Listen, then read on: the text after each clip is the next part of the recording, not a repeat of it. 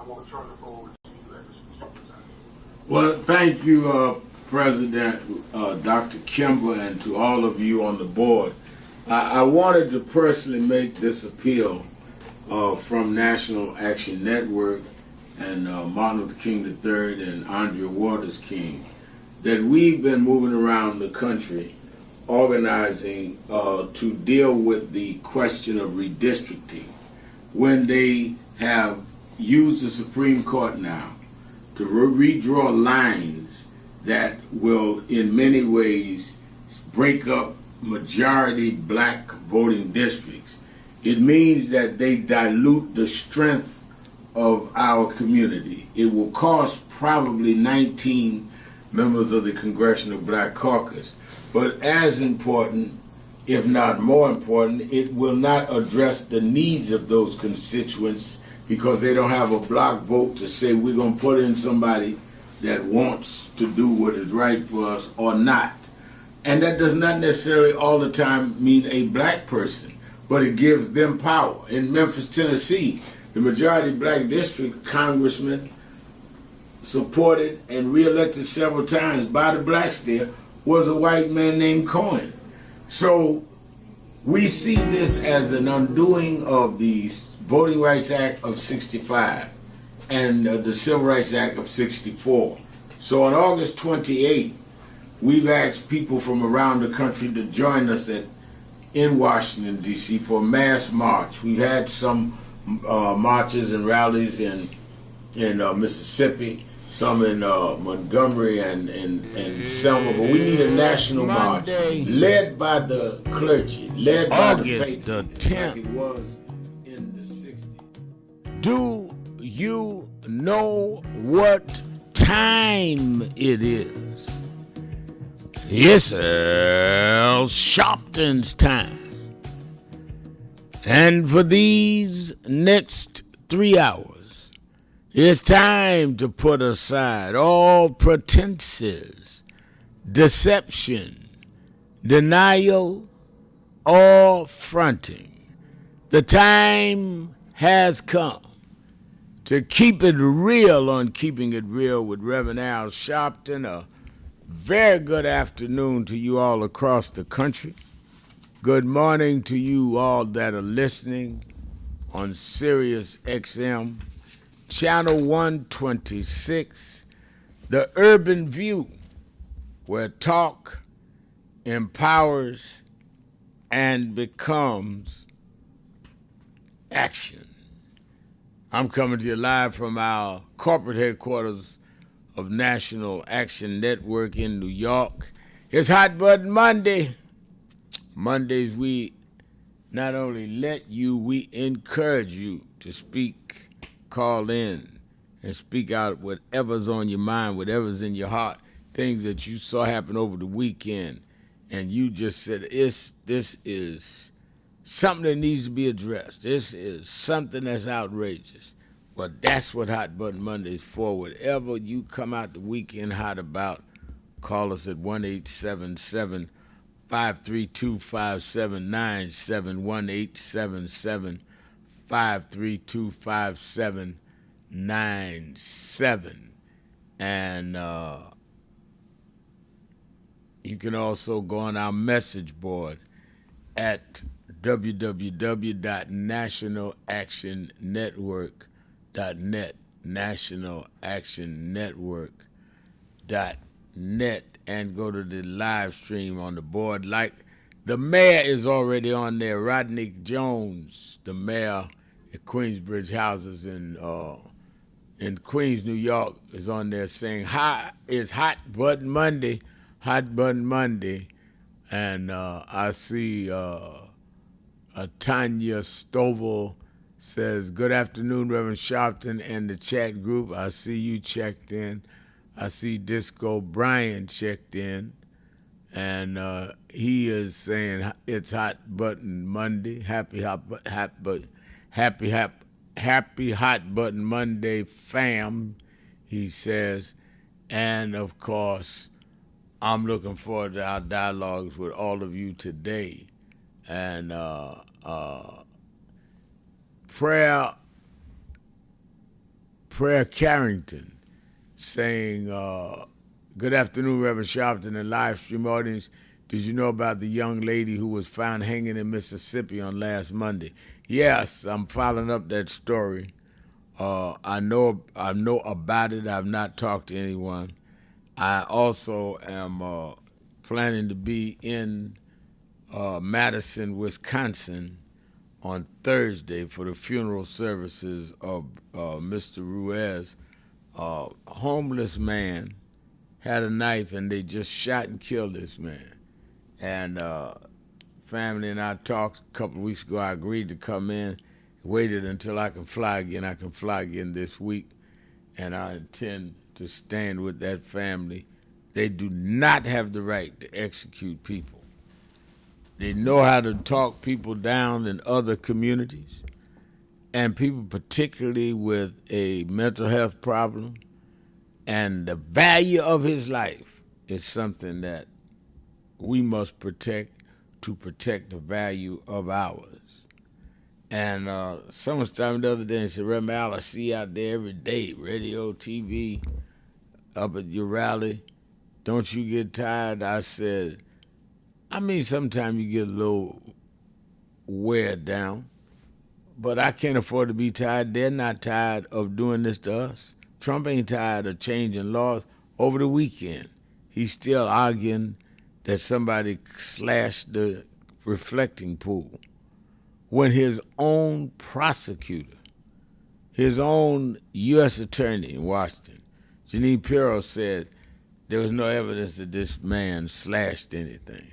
It was evidence saying that the developers, the contractors that strangely got a no-bid contract, they did whatever was done by them. Somebody need to also find out how they got a no-bid contract. I think I can guess, but somebody needs to know. So we're going to talk about all of this. Hamas and Israel cannot come to agreement. Hamas agreed that they would lay down the weapons, give back the hard weapons if Israel was totally out of Gaza. And Netanyahu said, no, I'm not doing that. And I think that it's interesting, but expected. Now Netanyahu will not even go along with the agreement that the Trump administration has worked in terms of the question of what they're going to do in Iran.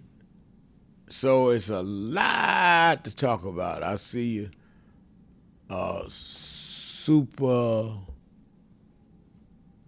Supreme. I think that's Supreme B60. Good afternoon, Rev, checking in from the ATL, Atlanta. And Joanne Alvin Hubert says, hello to you, Reverend Sharpton. It seems that the more we go forward, the more we are pushed backwards. However, Maya Angelou said, and still we rise. And so we shall rise. I pray that God will continue to give you strength and make people respond. Well, I appreciate that. And I think that's Joan Alvin. I think that it is absolutely the right exchange even in history. And that is every time there's a step forward, they push back. I hope people didn't think that Donald Trump was going to get put back in the White House. Did not mean it was not going to embolden those crowds to now take everything back from us. That's why they wanted him back there. I told y'all not to elect him in the first place and what would happen. That doesn't surprise me. What is troubling me is enough of us are not fighting back. I'm going to see who shows up at the march August 28th. I'm getting a lot of calls. but I want you there. We need to say a national statement that we're not going to back down on this.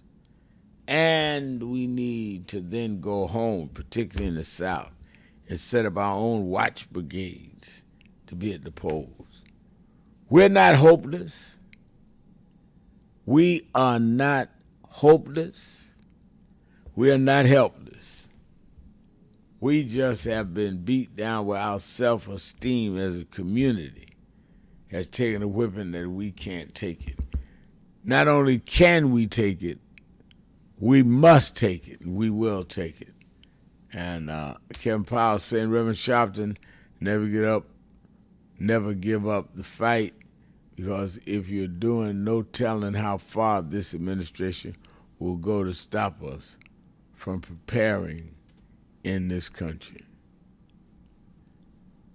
Kevin Powell says, Reverend Sharpton, never give up.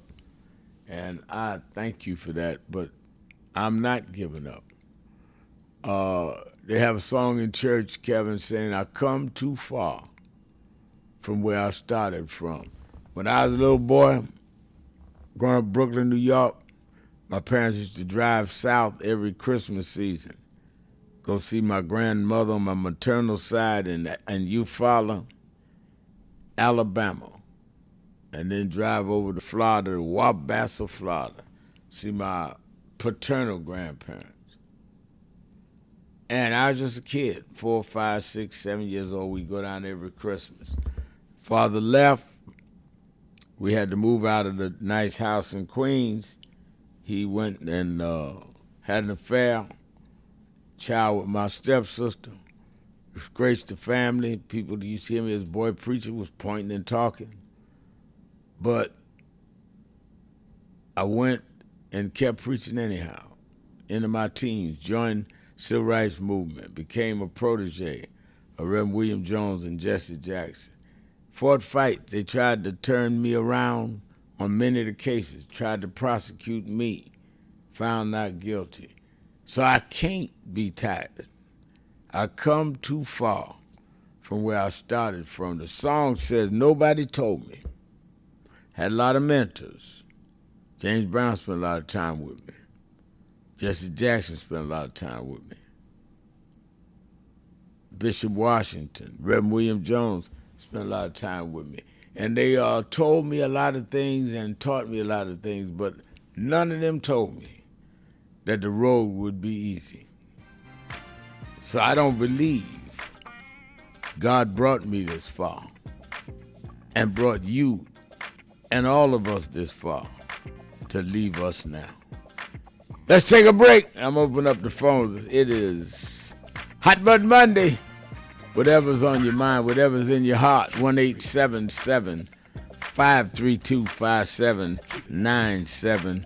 1-877-532-5797. Shopton, keeping it real. Be right back. Keeping it real.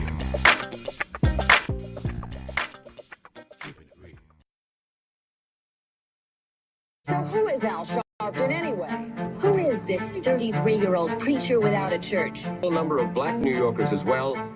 He is little more than a pudgy exhibitionist who can be counted on to show up, bullhorn in hand, at every racial incident.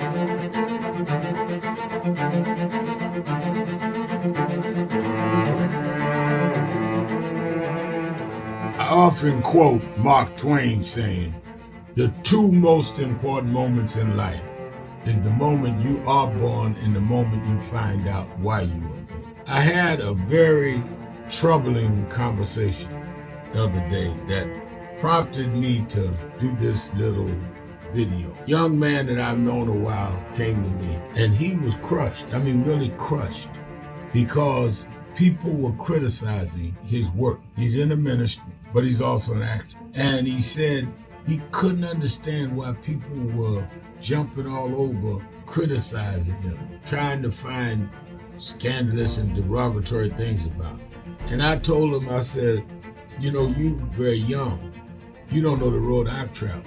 They called me everything but a child of God. Racial discord, a blabbermouth, a loudmouth, too flamboyant, an agitator, a racist, And I a race had to baiter. learn. Yeah, right. I was not defined by how others saw me. I was defined by how I saw myself and whether I was being true to myself. Some of you watching this don't like me. And it doesn't matter as long as I know what I'm doing. And I like me for being real. So I'm doing this video to say to you, whoever you are, and whatever you do, you may not be in ministry or social justice, none of this stuff, but don't live your life worried about opposition or people that don't like you. You can turn that around. Use me as an example. The same people that called me a scam artist, a con artist, a sellout, or racial hustler and all, I kept going. And the people I respected started respecting and publicly embracing my work. When Coretta Scott King, the widow of Dr. Martin Luther King Jr., had this to say about Al Sharpton. A leader who has protested injustice with a passionate, unrelenting commitment to nonviolent action in the spirit and tradition of Martin Luther King Jr. And I am talking about your leader, our leader, the Reverend Al Sharpton. The other thing that hasn't changed is the National Action Network's commitment to fight injustice and inequality here in New York City and across America. And that's not only a testament to Reverend Sharpton, it's a testament to all of you who are here tonight. First and foremost, to Reverend Sharpton. I saw him when he first came on the scene, and I have marveled at his tenacity, at the development of his intellect, and his devotion to our movement, and much he has contributed to the world we are experiencing. I am honored, and I must say that when I had my debate with Dr. King on the issue of the church and religion, he didn't warn me that after his departure, his space would be filled by another preacher, and that preacher would be Al Sharpton. All you want in life is people that matter to you to say you did all right. And more important, that you can look in the mirror and say you did all right. Thank you, Rev. Thanks for that introduction. Look, we've known each other for a long time. I'm grateful not only for your leadership and partnership, but quite frankly, more importantly, for your friendship. And thanks to all of you, members of our nation's most important civil rights organization. You have been, over all of your years, such an extraordinary leader. You are a voice of truth, a voice of conscience, a voice of practicality around what we must address and what we can do. And I thank you so much for your friendship. I remember that most of the youth around Al's age, he was about 12, wanted to be like Connie Hawkins, a great basketball player, legend, or Earl the Pearl, or Clyde Frazier. Al wanted to be like Adam Powell, a powerful preacher with a social justice gospel. He was very close to, at that time, to Reverend William Augustus Jones, powerful preacher and social justice advocate, and Reverend Gardner Taylor State right down the street, and Bishop Washington, whose church he came from, and Reverend Sandy Ray. He wanted to be like these giant preachers. He wanted them to have the edge, however, of the King's social justice dimension. He wanted to be like them, now he's one of them. Perhaps taller than most of them because of the risks he has taken and the reward God has given him with his gift. I remember so well that I first escorted him to jail. He was around 13 years old. With the jail fighting the ANP. He was in the lineage of our struggle. He grew up in it. We didn't just see him on TV one night. He didn't happen. He came bottom up, not top down.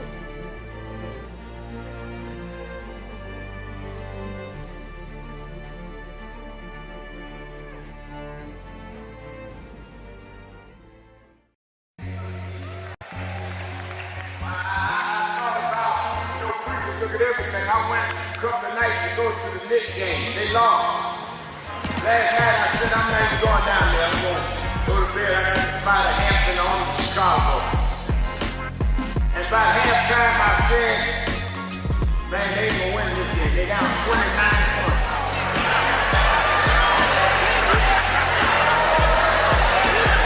And somebody here today You've been down. They counted you out. People say there's no way you come back. But I come to tell you, don't quit. For there's another half to play. And God will take you and let you win when the odds are against you. I know they talk about you, but preach anyhow. I know sometimes the pews are empty, but preach anyhow. And when you get up almost where you could win, I looked at it last night and Brunson took the shot. It looked like it was going in to win the game, but the shot hit the rim and all hope was gone. But then an African named Boyd OG just stretched through the crowd and he kicked in the winning shot. If you hold on, God will tip your win.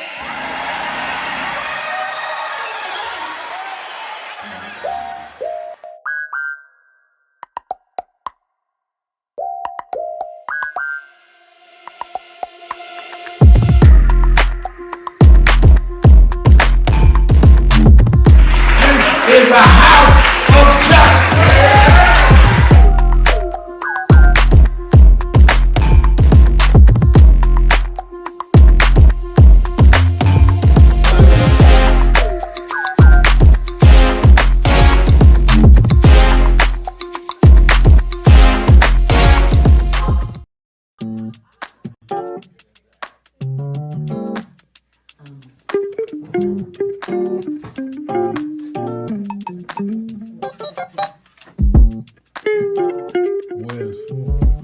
I see I'm in today's New York Times word puzzle,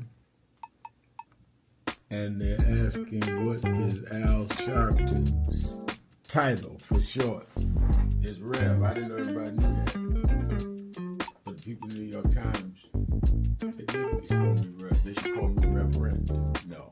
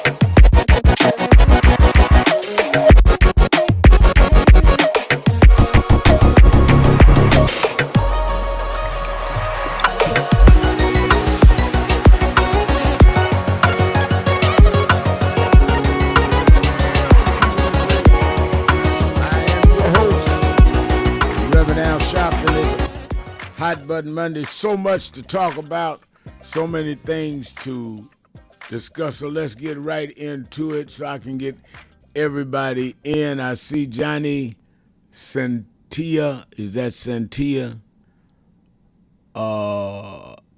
Anita. Joe Arena. I'm trying to read your handle right, but it says the first celebrity I met in person was Oprah. She's bigger than life, meaning she's a great personality. Okay. And then I see someone had texted us from Hawaii and saying that they are watching. Hello from Hawaii, John Arnita. Okay. Thank you for being with us. Let's go to the phone. Let me start off Hot Button Monday. Start off with making us blessed for the week, talking to my dear friend, the beloved Miss Eunice in Chicago, Illinois. Miss Eunice. Good afternoon, Rev. How are you? I'm doing good. How are you? Well, I'm hanging in here in spite of. Yes, they said the road would not be easy, but they also said if we make one step, God will make two. Yes, it did.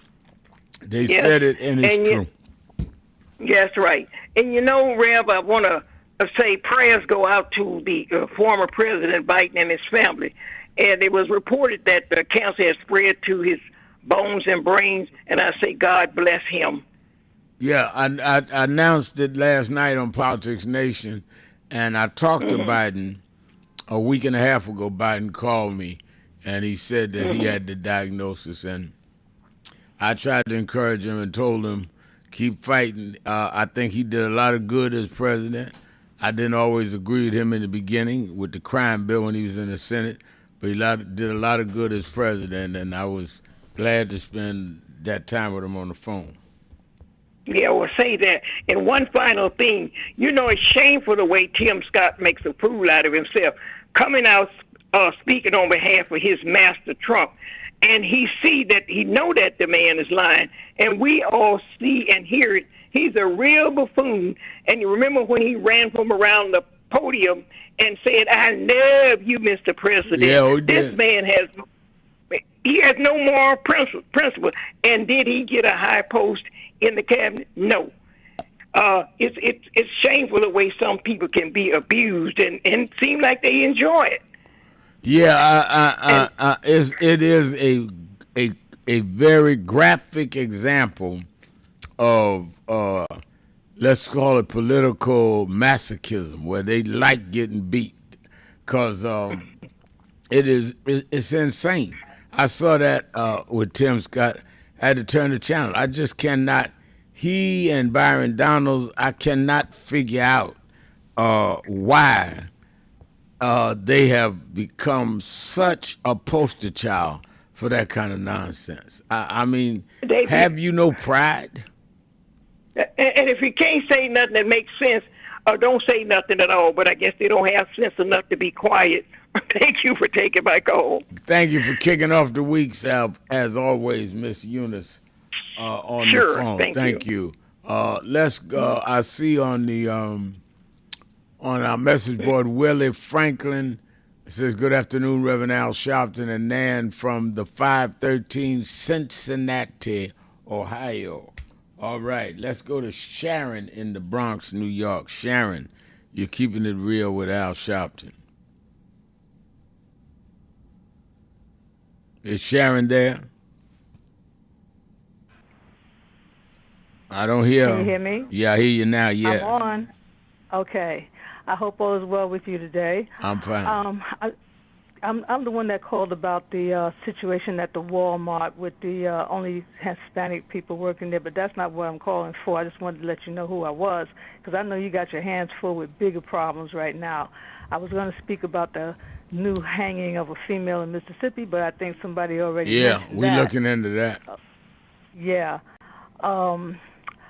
I want to say that I went to a big gathering yesterday. It goes down a few times every summer, and I saw one of your members there. She's well known in the house music population, and there was, I think, maybe 10,000 people there yesterday at Fort Greene Park. Oh. This might have been the last one, yeah. And all I could think about was all of those people, have they been registered, and do they know about the march? So I'm along with you in age. And so I paid for being out there yesterday with leg cramps this morning, okay? And it's not easy for me to be up and about on my feet and everything, but I know they do have some other scheduled events that may be going on right in Harlem at the Riverbank State Park. But It's not going to be that big, okay? But it's a nice crowd anyway. A lot of college students and all people of all ages come to these type of festivals.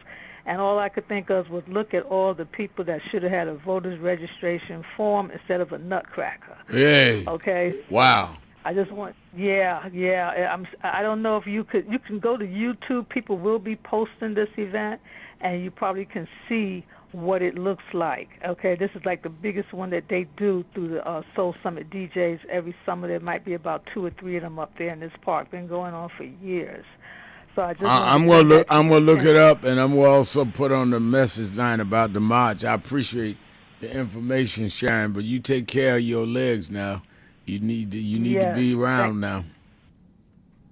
Thank you very much for taking my call today. Thank you for calling. I see Akeem Smith says Suge Knight speaks out ahead of the Tupac Shakur murder suspects trial. ABC News is reporting. Yeah, I'm. I got a call from Tupac's mother many years ago, and all right, Joseph Nemely says, hi, Reverend Al Sharpton. I'm watching from Monrovia, Liberia. All right, Joseph, glad to have you with us from the motherland. I'm planning a trip to Ghana and Liberia later this year. Keep listening, keep watching.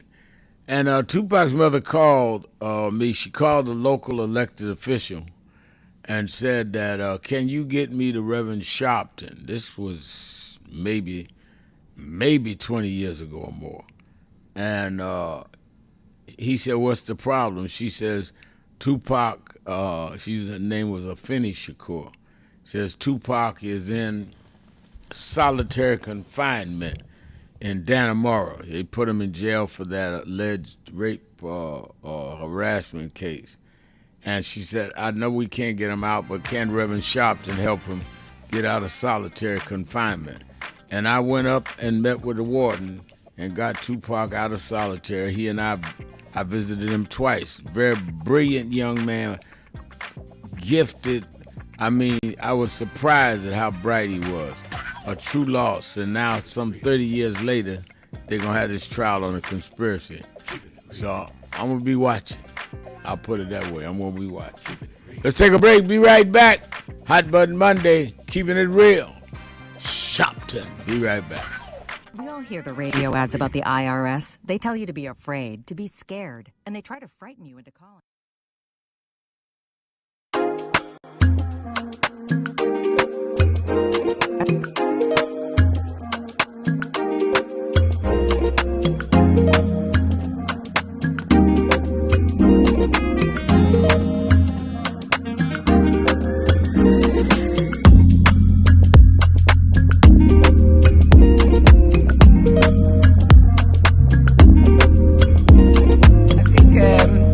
First, I want to thank you personally for writing a foreword to this book, Reverend. I wanted to write a book that was different from the many books that have been written about my dad, which about Nelson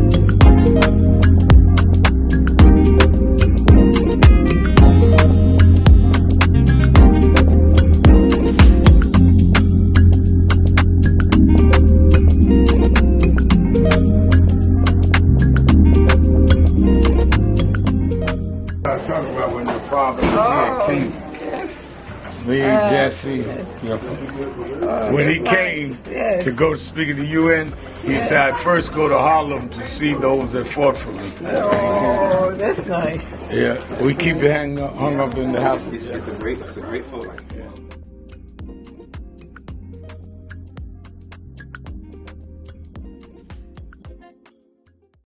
I've been in the Area Six Festival since 1995. I came that year with my mentor, and we spoke.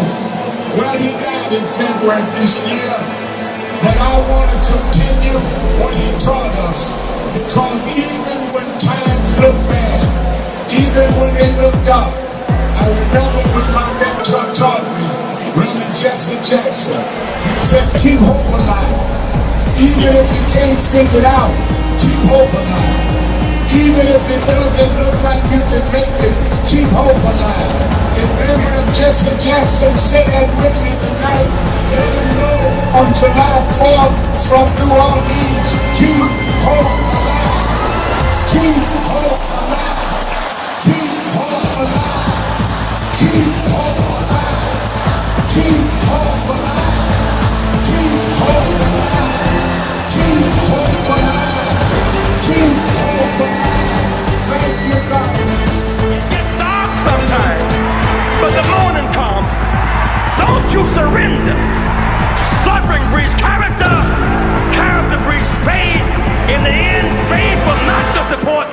You must not surrender. You may or may not get there, but just know that you're qualified and you hold on and hold out. We must never surrender. America will get better and better. Keep hope alive. Keep hope alive. Keep hope alive. On tomorrow night and beyond. Keep hope alive. I love you very much. I love you very much.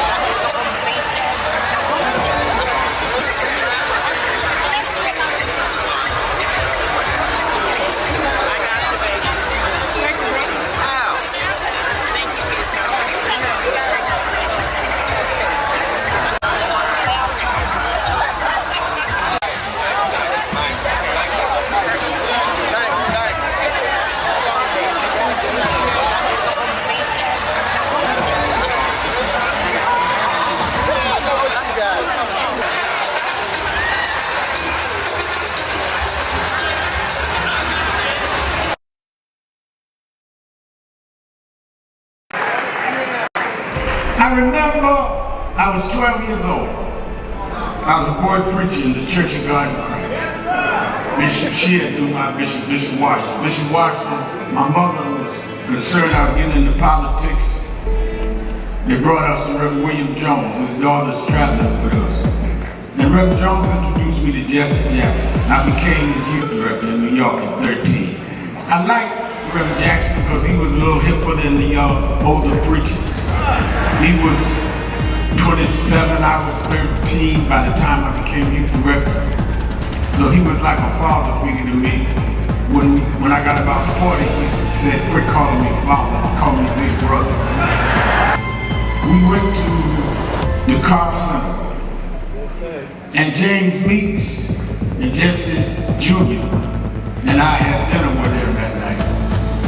And that's where he said to us, Al, me, Jesse Jr., y'all are my disciples. And we said, disciples? And for years we joked each other. I'd come in the room and Junior said, here's disciple number one. But discipleship meant you carried forth the vision. The next day, he took me on the ferry to Goree Island, Mrs. Jackson. On Goree Island, he showed me where the slave camps were.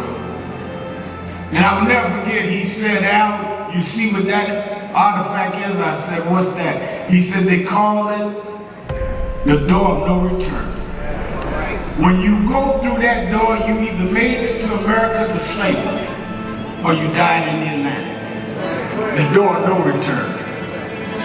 But I talked to him about 3 years ago, and I reminded him, I said, remember when you brought me to the door of no return? He said, yeah.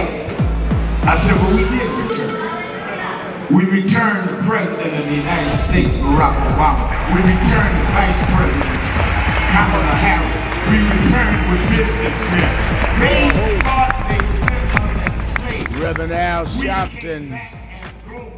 And I'm back 1-877-532-5797, 1-877-532-5797.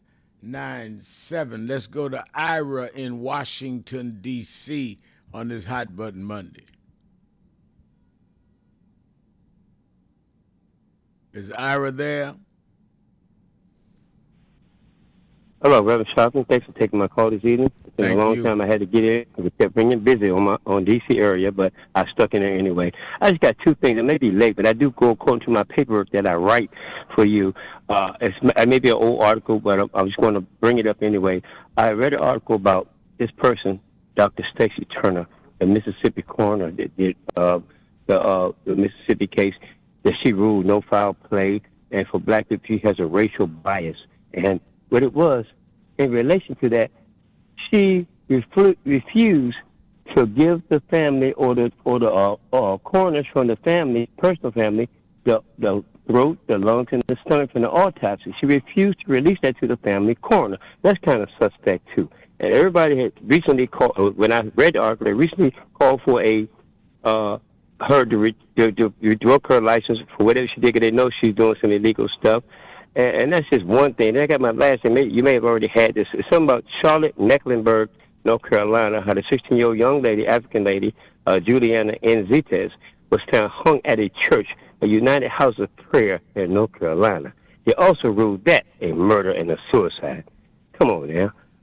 Everybody know this ain't happening we don't do this kind of stuff. So I don't know what we're going to do to get people to acknowledge that they are doing things to us in this 2026 time, and what we need to do to get them to wake up and stop doing this stuff. I mean, it's just not common. Why do we got to have that we are suicidal or we hung ourselves? It's a blatant lie, and it's due to the administration giving them that runway to get that avenue to say this lie and make it sound like the truth. That's all I got to say for today, Brother Sharp. That's plenty you said, and you're right. They are going out of their way to distort what is happening. Let's go to Ray in Cincinnati, Ohio, the Buzz. Ray? Appreciate, Rev. Thanks for taking the call. Before I get started, Rev, now, do you have does Michigan or Detroit get your show? Yes. Okay, and actually I want to before I talk to the voters of Michigan, I want to say this. You remember when Hillary, because I saw Meet the Press yesterday, and Abdul Zayed, I think that's what his name, I don't want to screw it up, but I'll call him Abdul. Remember when Hillary Clinton said that, talked about Trump can be baited with a tweet? You remember that? Yeah. Okay, and so I think it was a week or two ago when Abdul, the Senate candidate in Michigan, I guess someone, his opponent, kind of like said his whole name, in a derogatory way, and the guy said, "You need to keep my damn name out of your mouth." Yeah, he did, Tallarico. Yeah. Yeah, no, it wasn't Tallarico. It was Abdul. It's Abdul. I'm sorry. You're right. Abdul said it. He said he couldn't say my name right. Yeah, that's right. You're right. So when you say keep my damn name out of your mouth, he was baited.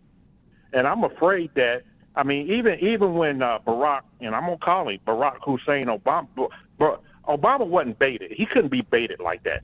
They tried to link the Hussein with Saddam Hussein, and no one bought it on the Democrat side. That's but right. we all know what the Republicans are doing, right? And so I'm afraid they need to get to Abdul and say, hey, you're going to hear worse. You can't go off like that. You still act professional. Don't let the name calling, stop they're going to bait you. Yeah. And like I saw him on Meet the Press.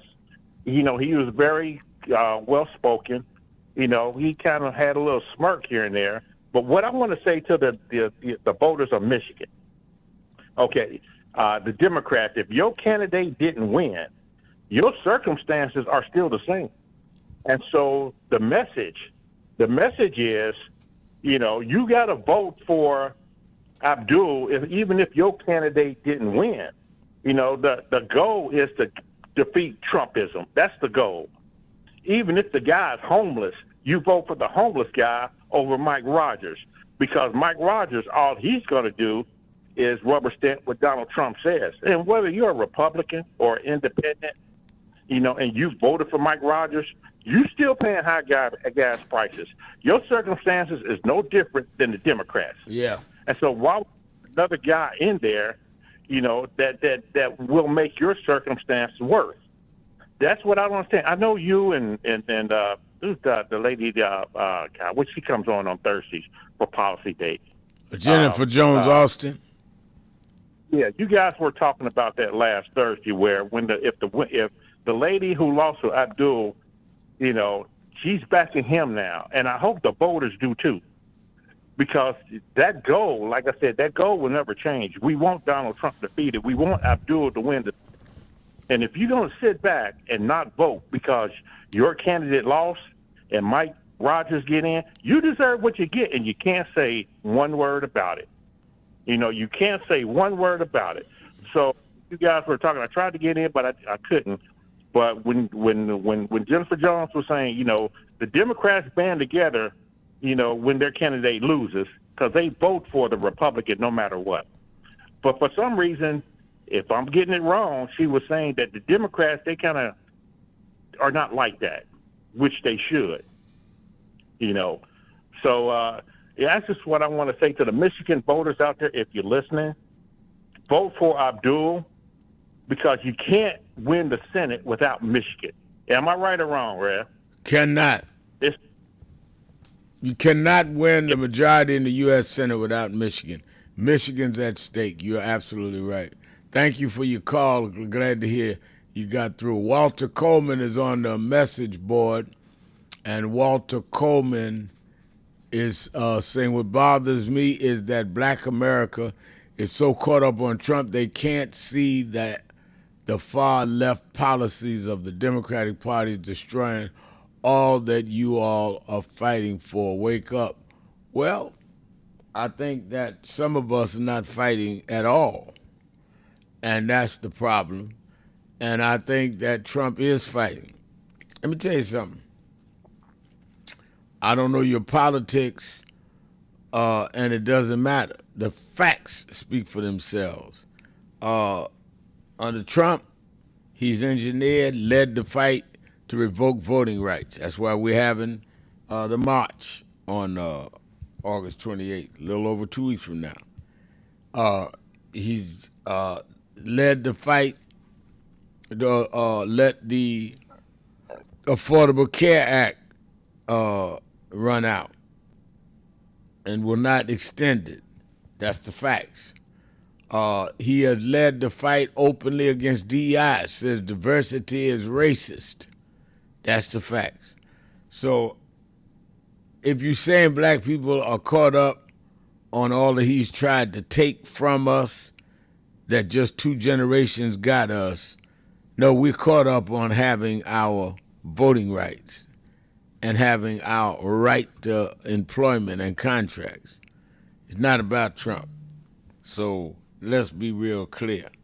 And I also agree with Ray that whether it is El Said or whether it's Tallarico, don't get baited. I ran for president, and I was in over 30 debates. The key is they try to bait you. I see people every day get on my message board and try to bait me. I don't even respond one way or another because that's what they want is a response. You got some people on, what about Tawana Brawley? What about a guy that was with you 40 years ago? He saved you. Nobody saved me, but I'm not going to be baited into denouncing people or telling people's real story because of some ignorance that just wants to bait you. Just stay above the cloud. One of the things one of my mentors told me is, they said, Reverend, you know why buzzards, and it was Jesse Jackson that told me. Another thing we got to talk about, when Jesse Jackson, I knew before I knew any of these people in New York. But anyway, he said is there a reason, Al, why buzzards can't fly with eagles? I said, no. He said, you don't know about birds? I said, I know a little about them, but I didn't know buzzards couldn't fly with eagles. He said, buzzards can't fly with eagles because they can't fly at a certain altitude. Eagles don't have to argue with buzzards, don't have to fight with buzzards. All they have to do is just go to high altitude, and buzzards are not made to handle high altitudes. So that's all you got to do, Al, is stay in a higher altitude, because buzzards can't come up there anyway.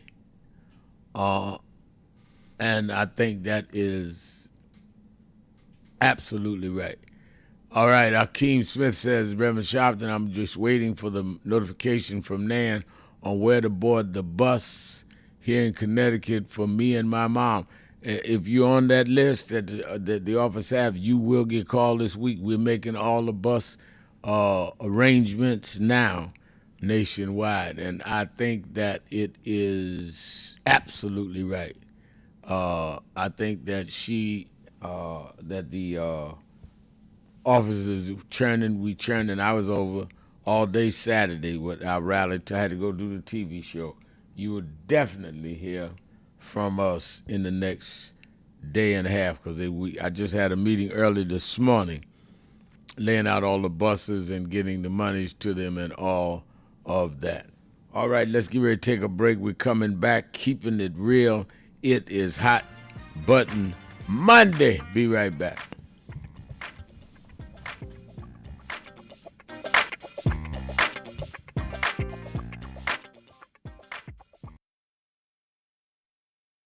That I want to end.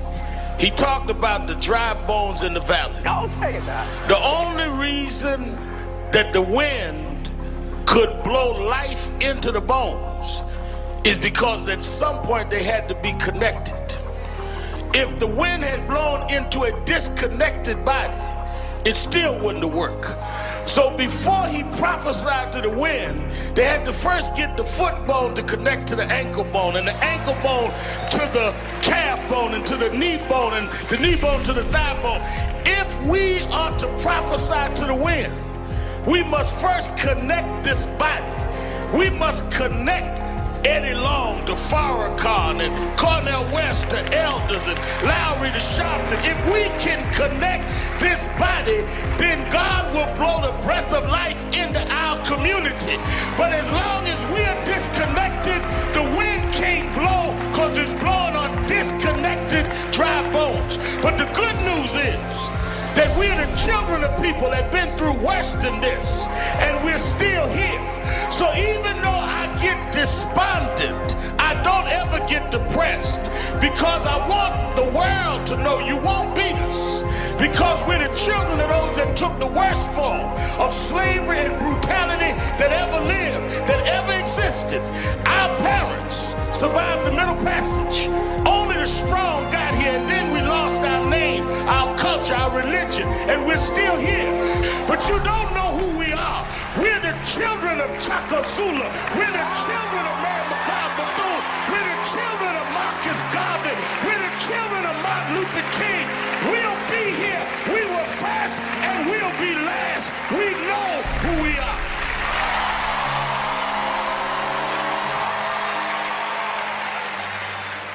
And I think that is extremely important about the funding. But I also want to add how they're changing what can be taught.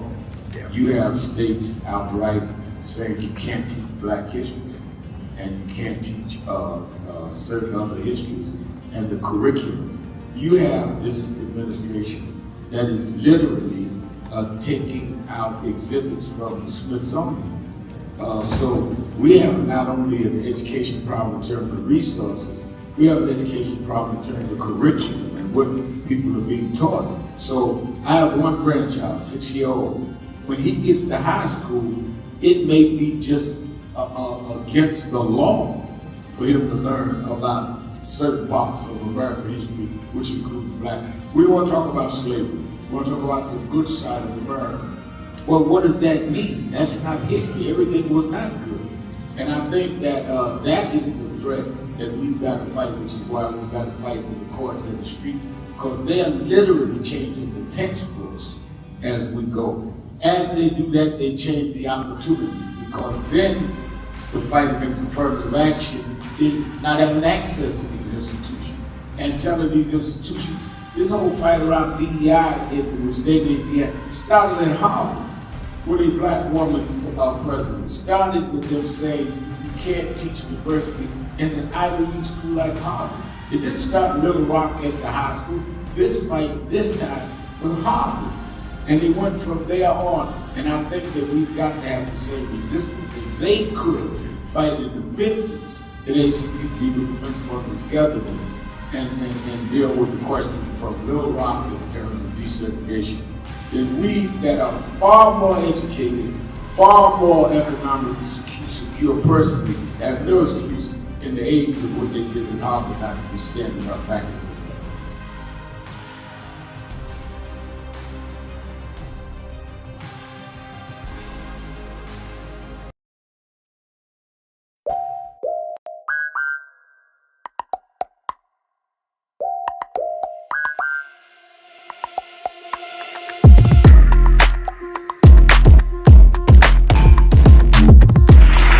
Is a house of justice.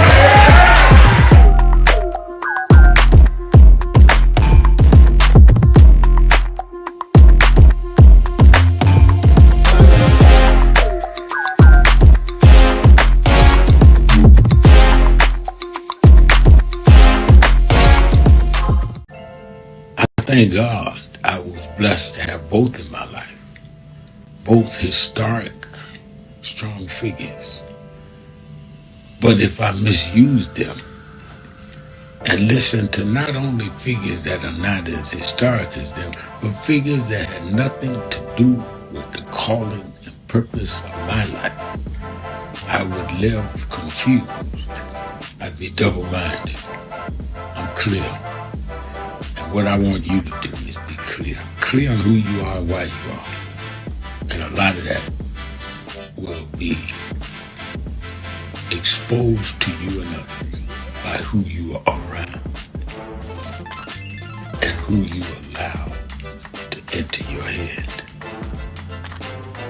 Keep people at a distance that only have a distant and unclear vision of who you are and who you are supposed to be.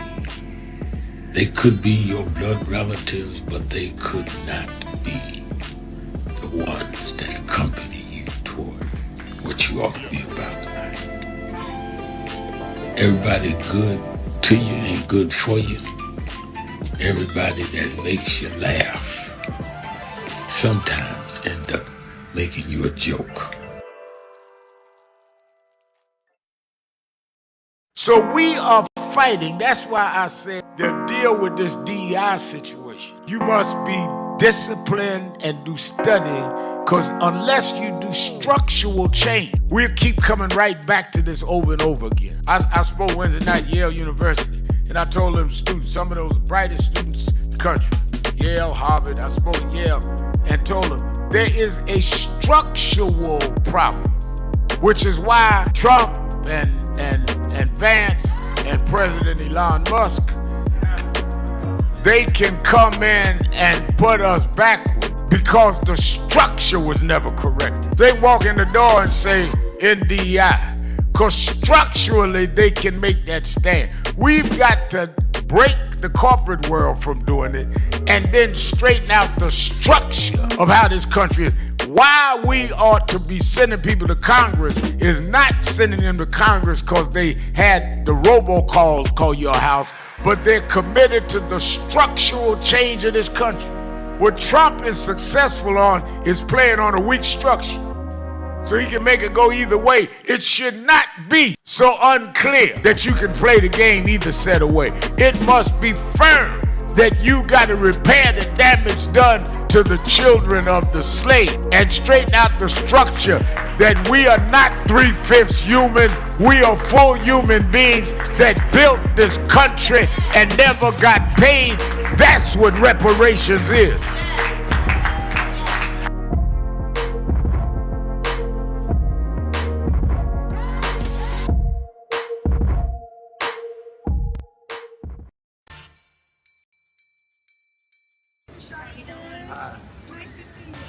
How you doing, sir? All right. It's Claudette Williamson from Atlanta, Georgia.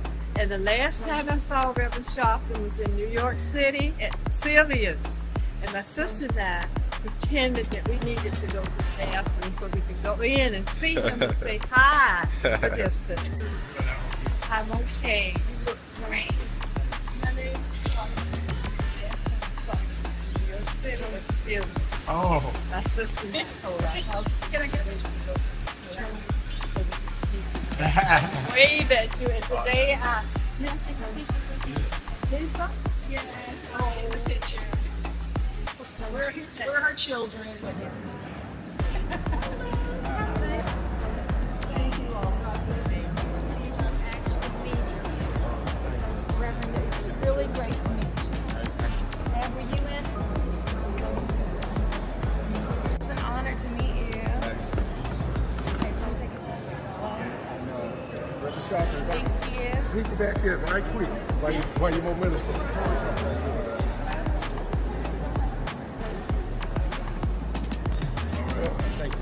One more, please.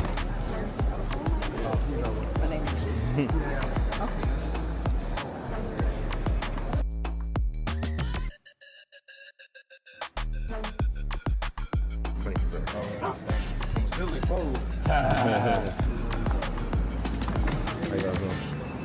Oh my God. How you doing? Oh, come on, man. I gotta get a photo. All right. Appreciate you, man. Have a good one, man.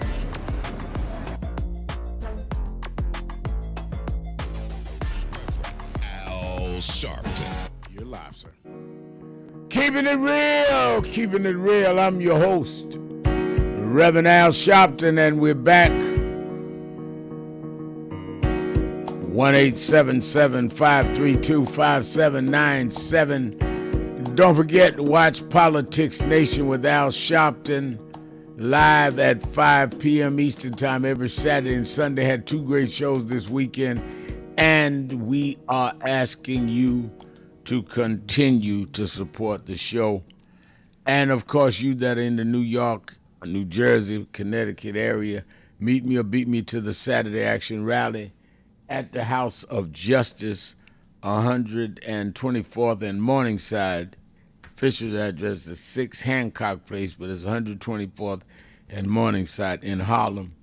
And, of course, you that cannot make it to Harlem, you can watch it live on Impact Television, on NationalActionNetwork.net, on YouTube/NAN, and on Sirius XM.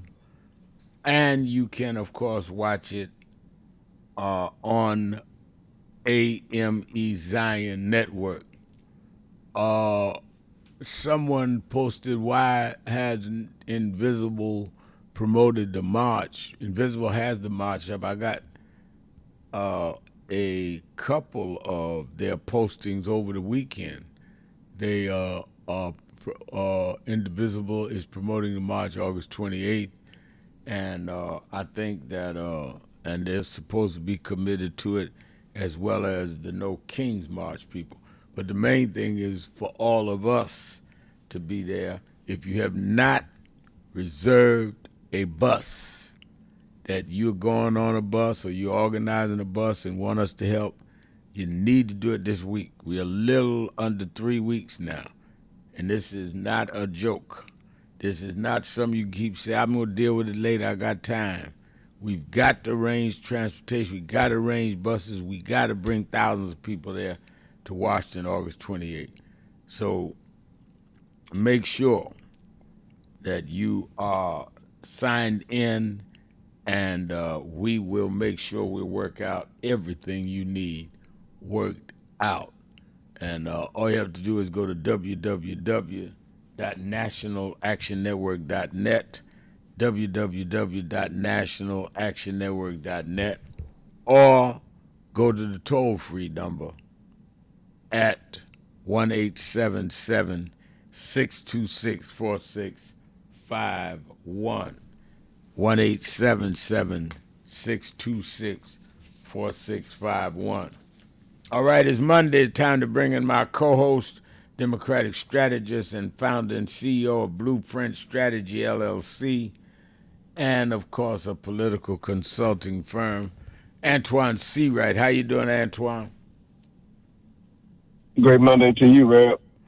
Now, a lot of the politics I want to get to, but first policy. It appears that Iran, and I opened the show with this, has said that they will not open the Strait of Hormuz and do anything else until the United States pulls all of its military troops out of Iran, till they pay reparations for what they've done and other items. I think that they have just about called President Trump's bluff on this. And he once said to Zelensky, you don't have any cards. It looks like Trump is not having any cards to play. Then on the other side of the foreign affairs concerns is that Netanyahu has said he does not like what the United States is proposing about Gaza, and that they will not pull all the way out of Gaza. Give me the politics of how both of these international efforts of Trump, if not has blown up in his face, has certainly made him look weak and unable to move forward. Well, it's made the United States as a whole look weak, because when the leader of the free world looks weak, not do we as a country look weak, but so do our allies and partners. Trump has been played for a sucker for getting us in this warped choice. And not only are we feeling the residue from an economic standpoint, now from a military standpoint, military depletion of resources, and also from a just confidence in the rest of the world from our allies and partners, that has all been depleted. The politics and the policy go hand in hand like this. We know that Donald Trump and Republicans are directly responsible for putting us in this war of choice. And one of the things we are committed to when we take back the House in November is to make certain that we end this reckless war of choice by implementing legislatively and legally what the Congress has already voted on, and that's the War Powers Resolution to say, Donald Trump, you have to pull us out of this war. Israel and Netanyahu. Give me the politics as it will play in the United States. It's more of the same, and this is why you see so many voices and people frustrated in these Democratic primaries about the Israel-United States relationship, because it's not necessarily Israel they have a problem. The leadership of Israel they have a problem with. Netanyahu's a villain. He's a clown. He's a dummy. He's stupid. He is playing footsie and cuddling with Trump, telling basically Trump what to do, how to do it, and when to do it. Trump is playing footsie and cuddling back with him, and as a result, everybody's suffering. And then we have this uproar in the Democratic Party because you have some in the party who can't separate Netanyahu from the relationship with Israel. They see it as one and the same, but now Netanyahu has become a villain, and it's causing destruction within our party for those who believe that Israel has a right to exist and those who believe in the two-state solution. All right, let's go to the phone. Let me go to my dear friend in Northwest Atlanta, Sister D. D, you're keeping it real with Shopton and Antoine Seawright. Hi, Reverend L. and Antoine. Reverend L. Antoine is my absolute favorite of your guests. And but yesterday on your show, Politics Nation, you had another favorite, Charles Blow, and I would like to see him more often. Yeah, but you had another. I was glad to have Charles yesterday. I was glad to see Charles Blow. Also, there was a man, his name was Michael. You had a young black man, his name was Michael something, and he raised my antenna about something. I don't know his last name. Oh, okay. I know you're talking about, used to be with degree, it'll come to me, Michael Harriet. Michael okay. Harriet, son of South Carolina. Right. Okay. Well, yesterday he said two words that, and I went, what? And I started reading up and Googling and whatever. He mentioned the words ethnic cleansing, and I hadn't thought about that. Right. 70% of people held in immigration detention centers have no criminal convictions. In today's Atlanta Journal-Constitution, there was a big article about the number of deportations that are taking place in Georgia. So what that Michael said, it reminded me that, so this is racial profiling that's occurring. And I noticed that Trump is trying to turn all immigrants into bad people or criminals when they aren't that. And I know those Haitian people who are working here legally don't fit that category. And I'd like for you guys to, I'd like you to talk about that. Do you think it might be a form of ethnic cleansing? I think that clearly some of those that are involved with this deportation of everybody is clearly leans toward the ethnic cleansing. Stephen Miller? Yeah, because they only want to deport black and brown people. The thing that makes it so blatant to me, D, is at the same time they just removed the act of the temporary protection on what they call TIPS, TPS on Haitians. I think about 350,000 Haitians now can be removed when they know that Haiti is now controlled by gangs. You can't even fly into Haiti. It's so dangerous. Yet they're going to go all the way to South Africa and bring some white South Afrikaners saying that they are fleeing genocide and give them refuge here at taxpayers' expense when nobody, including the world press, has said anything about genocide. Nobody can find no genocide. Nobody can understand what they talk about. So when you make a racial choice that blatant, I think it leads to what was said. Absolutely. And I think that a lot of what we've got to deal with is that this whole TPS for cancellation of temporary protection status is run out. They refuse to renew it. And 350,000 Haitians. I had on the chair of the Congressional Black Caucus, Yvette Clark, Congresswoman from Brooklyn, on the show last night talking about it. This is a real threat. And these people have contributed to this country. Many of them are in the health industries. Many of them doctors, some lawyers. Many of them have done work and have been taxpayers. And you want to deport them, but you want to bring in some white South Afrikaners that come from a fantasy genocide. We must call it what it is. I think Harriet did it his way last night. Yeah, it caught my attention, Reverend L. The Trump administration, they continue to create barriers to legal immigration. And as an aside, Trump has had 3 wives and 2 of them are immigrants. Thank you, Reverend L. All right, and that's what the kids say, facts. Let's take a break. We'll be right back. Keeping it real, 1-877-532-5797. We'll be right back.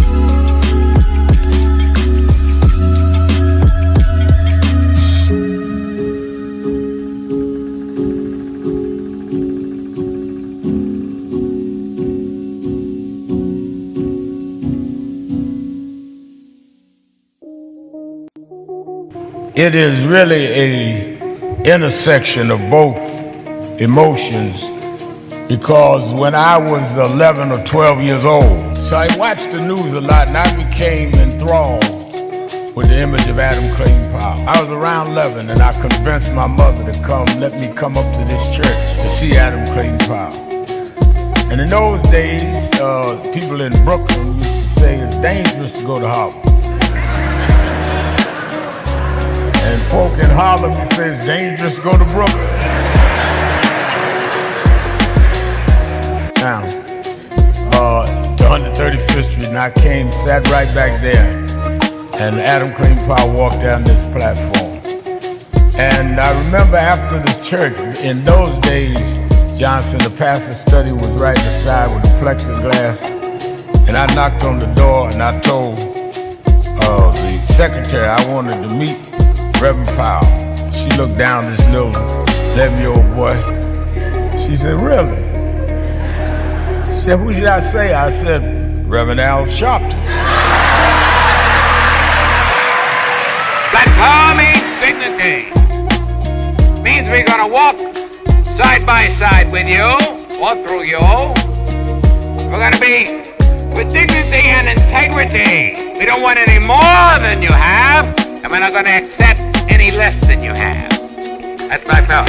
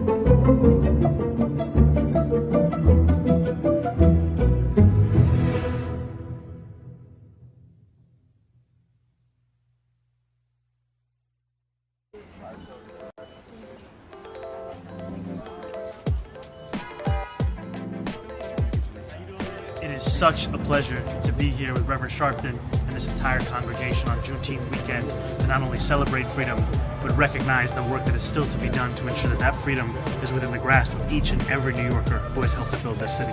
Thank you for having me as always.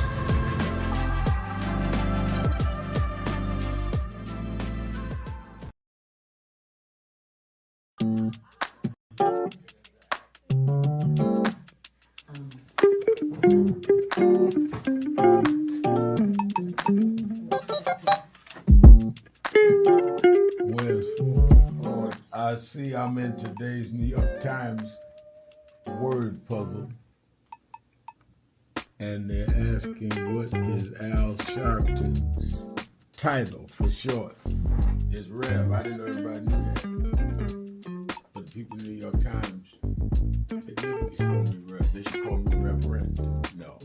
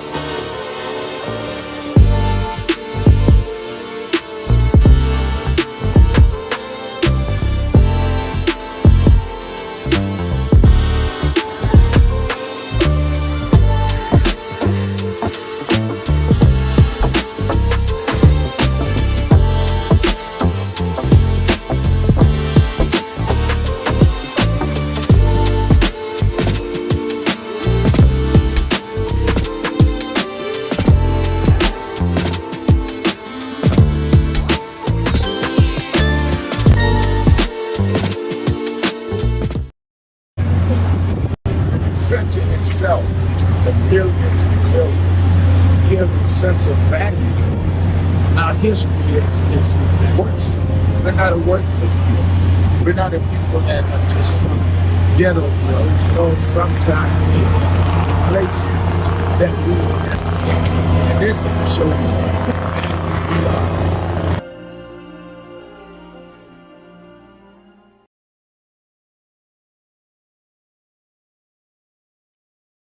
Where in history is this? He said we always go one step forward and two backward.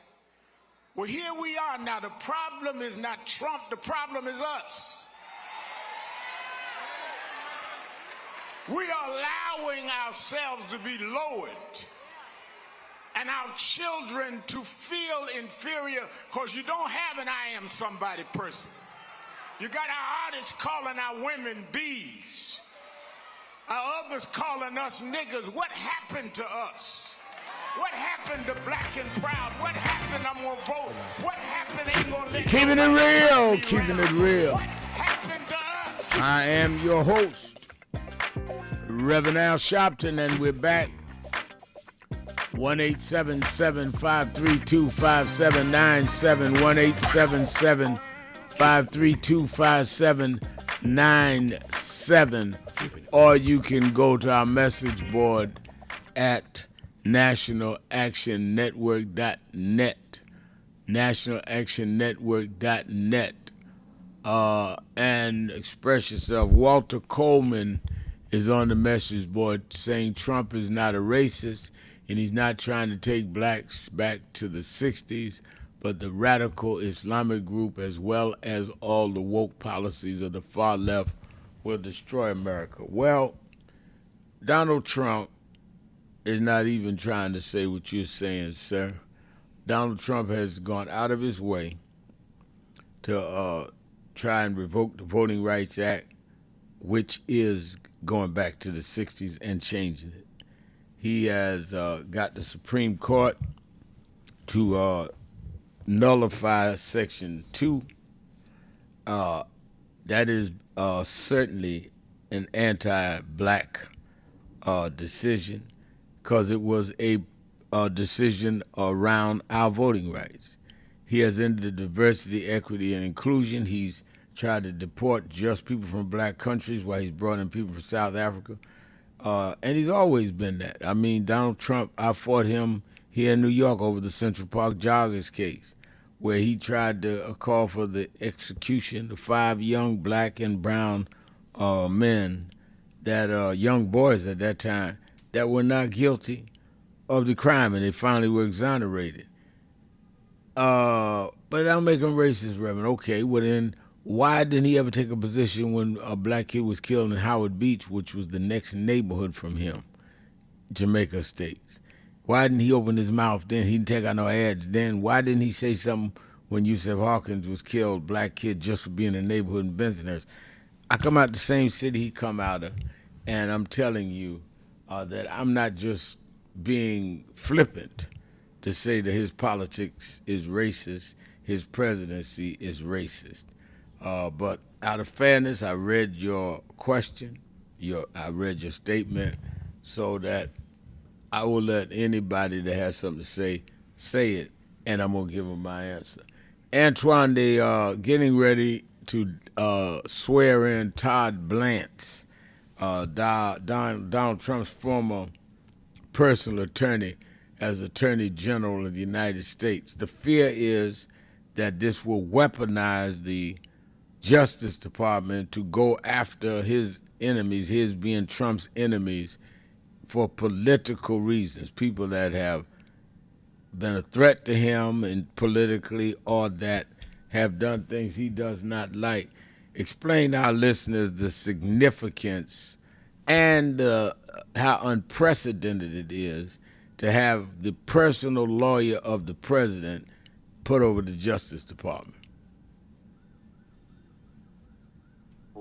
And that's called dangerous, because basically the American taxpayers are splitting the bill for the president's personal attorney to do whatever it is that the president wants him to do. That includes the retribution tour that Donald Trump continues to be on. So that's first and foremost. The second thing is this AG nominee has committed to basically say that Donald Trump and his family can no longer be investigated by the IRS for any type of fines, and basically they are excused from paying the $100 million back taxes they may have owed. That's number two. Number three, this non-independent attorney general is basically going to do whatever Trump and his allies and partners want to do and excuse whatever Trump and his allies and partners want to do. So look for more crazy parties to happen. Look for more people to get a blind eye towards the crimes that you and I will be put under the jail for. And also look for this attorney general to find ways to curb the law any which way they can, particularly Democrats win the midterms, to be able to implement the MAGA agenda and whatever that means for a second half of a 4-year term for Donald Trump. And I think that is the gospel truth. Let's go to Pam, my sister, beloved extraordinaire, activist extraordinaire in Chicago. Pam. Hi, Reverend Sharpton. Hello, Antoine. How you doing? All right. How are you? How are you? Well, appreciate you. And I'm listening to your show with my mom. I just wanted to say hi. Oh, that's wonderful. Hello. Hi, Reverend Sharpton. This is Mrs. Hunt. Hi, how are you? Glad to hear your voice. Oh, I'm doing pretty good. Well, that's good. I'm listening to you. I just wanted her to get to say that to you, Reverend Sharpton. Oh, that's one. I'm so glad to hear that. That's what makes me feel good. Oh, absolutely. And you make her day. So I just wanted to you both, and thank you, Antoine, for what you bring to the show and your expertise as a Democratic strategist plus. So the first thing I wanted to say, Reverend Sharpton, in this political cycle, I just reviewed Reverend Jackson's speeches. It was 1984 and 1988. Mm-hmm. And Antoine, I really wish the Democratic leadership and all of the Democratic elected officials would just go back and review that speech in its totality. Because it talks about where we are right now, the working class families. It talks about bridging gaps. It talks about being inclusive. And I think somewhere along the way, some in the Democratic Party missed that. So let's revisit that and bring that back.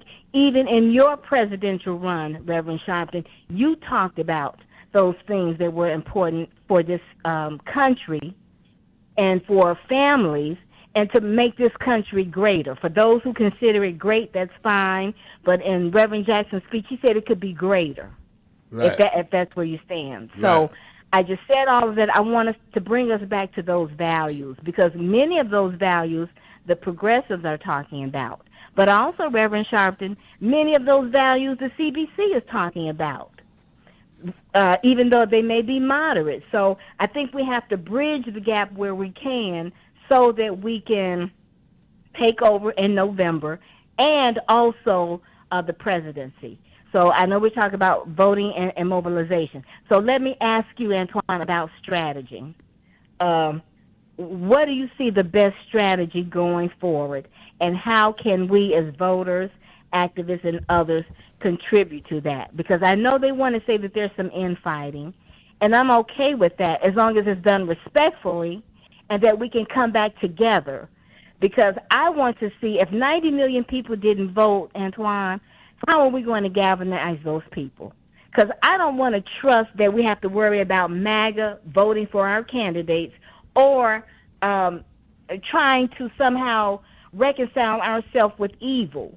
Because that, for me, is what this administration represents. And so I'd like to think that we can put effort into galvanizing, if it's 90 million that didn't vote, how can we galvanize them? Because if it's one thing we know that the progressives and some of the DSA, they're doing some things right. And some things they need correction on. And I'm hoping the two can come together so we can propel ourselves forward. So you're the strategist. What would you be advising Al Sayed to do? Excuse me, Abdul El Sayed. What would you be advising him to do? All right, hold on. I'm going to hold you over the break. Thank you, Reverend Sharp. I want you, Pam, to have that discussion with Antoine Seawright. We'll be right back, keeping it real. Shopton, be right back.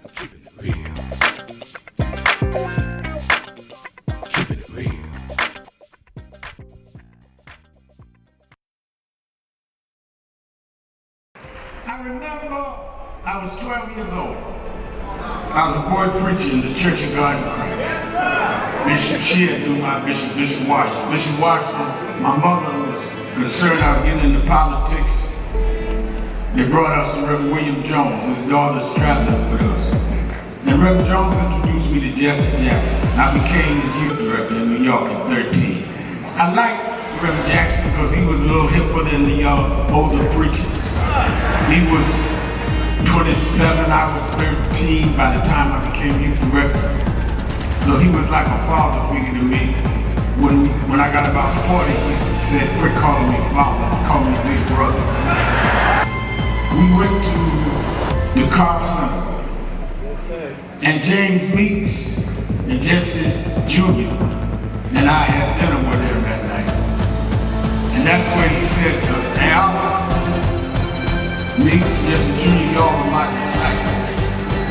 And we said, disciples?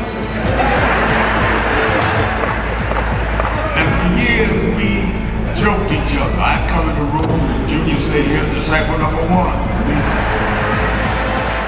But discipleship meant you carried forth the vision. The next day, he took me on the ferry to Goree Island, Mrs. Jackson. On Goree Island, he showed me where the slave camps were. And I will never forget, he said, Al, you see what that artifact is? I said, what's that? He said, they call it the door of no return. When you go through that door, you either made it to America to slavery, or you died in the Atlantic. The door of no return. But I talked to him about 3 years ago. And I reminded him, I said, remember when you brought me to the door of no return? He said, yeah. I said, well, we did return. We returned the President of the United States, Barack Obama. We returned the Vice President, Kamala Harris. We returned with businessmen. They thought they sent us as slaves. We came back as global liberators. The problem is that too many of us did not join the movements that sponsored us. And there was a breakout in 2024 called Negro Amnesia, where you forgot where you came from and forgot how you got where you got. Therefore, they're trying to take back everything you had.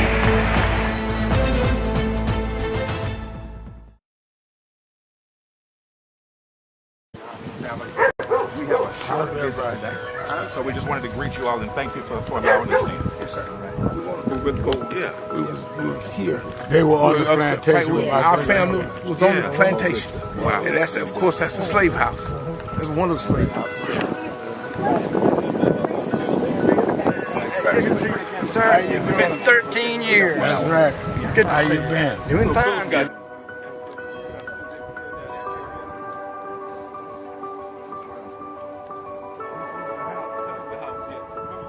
Right, last time. And we, Alexander Shaw.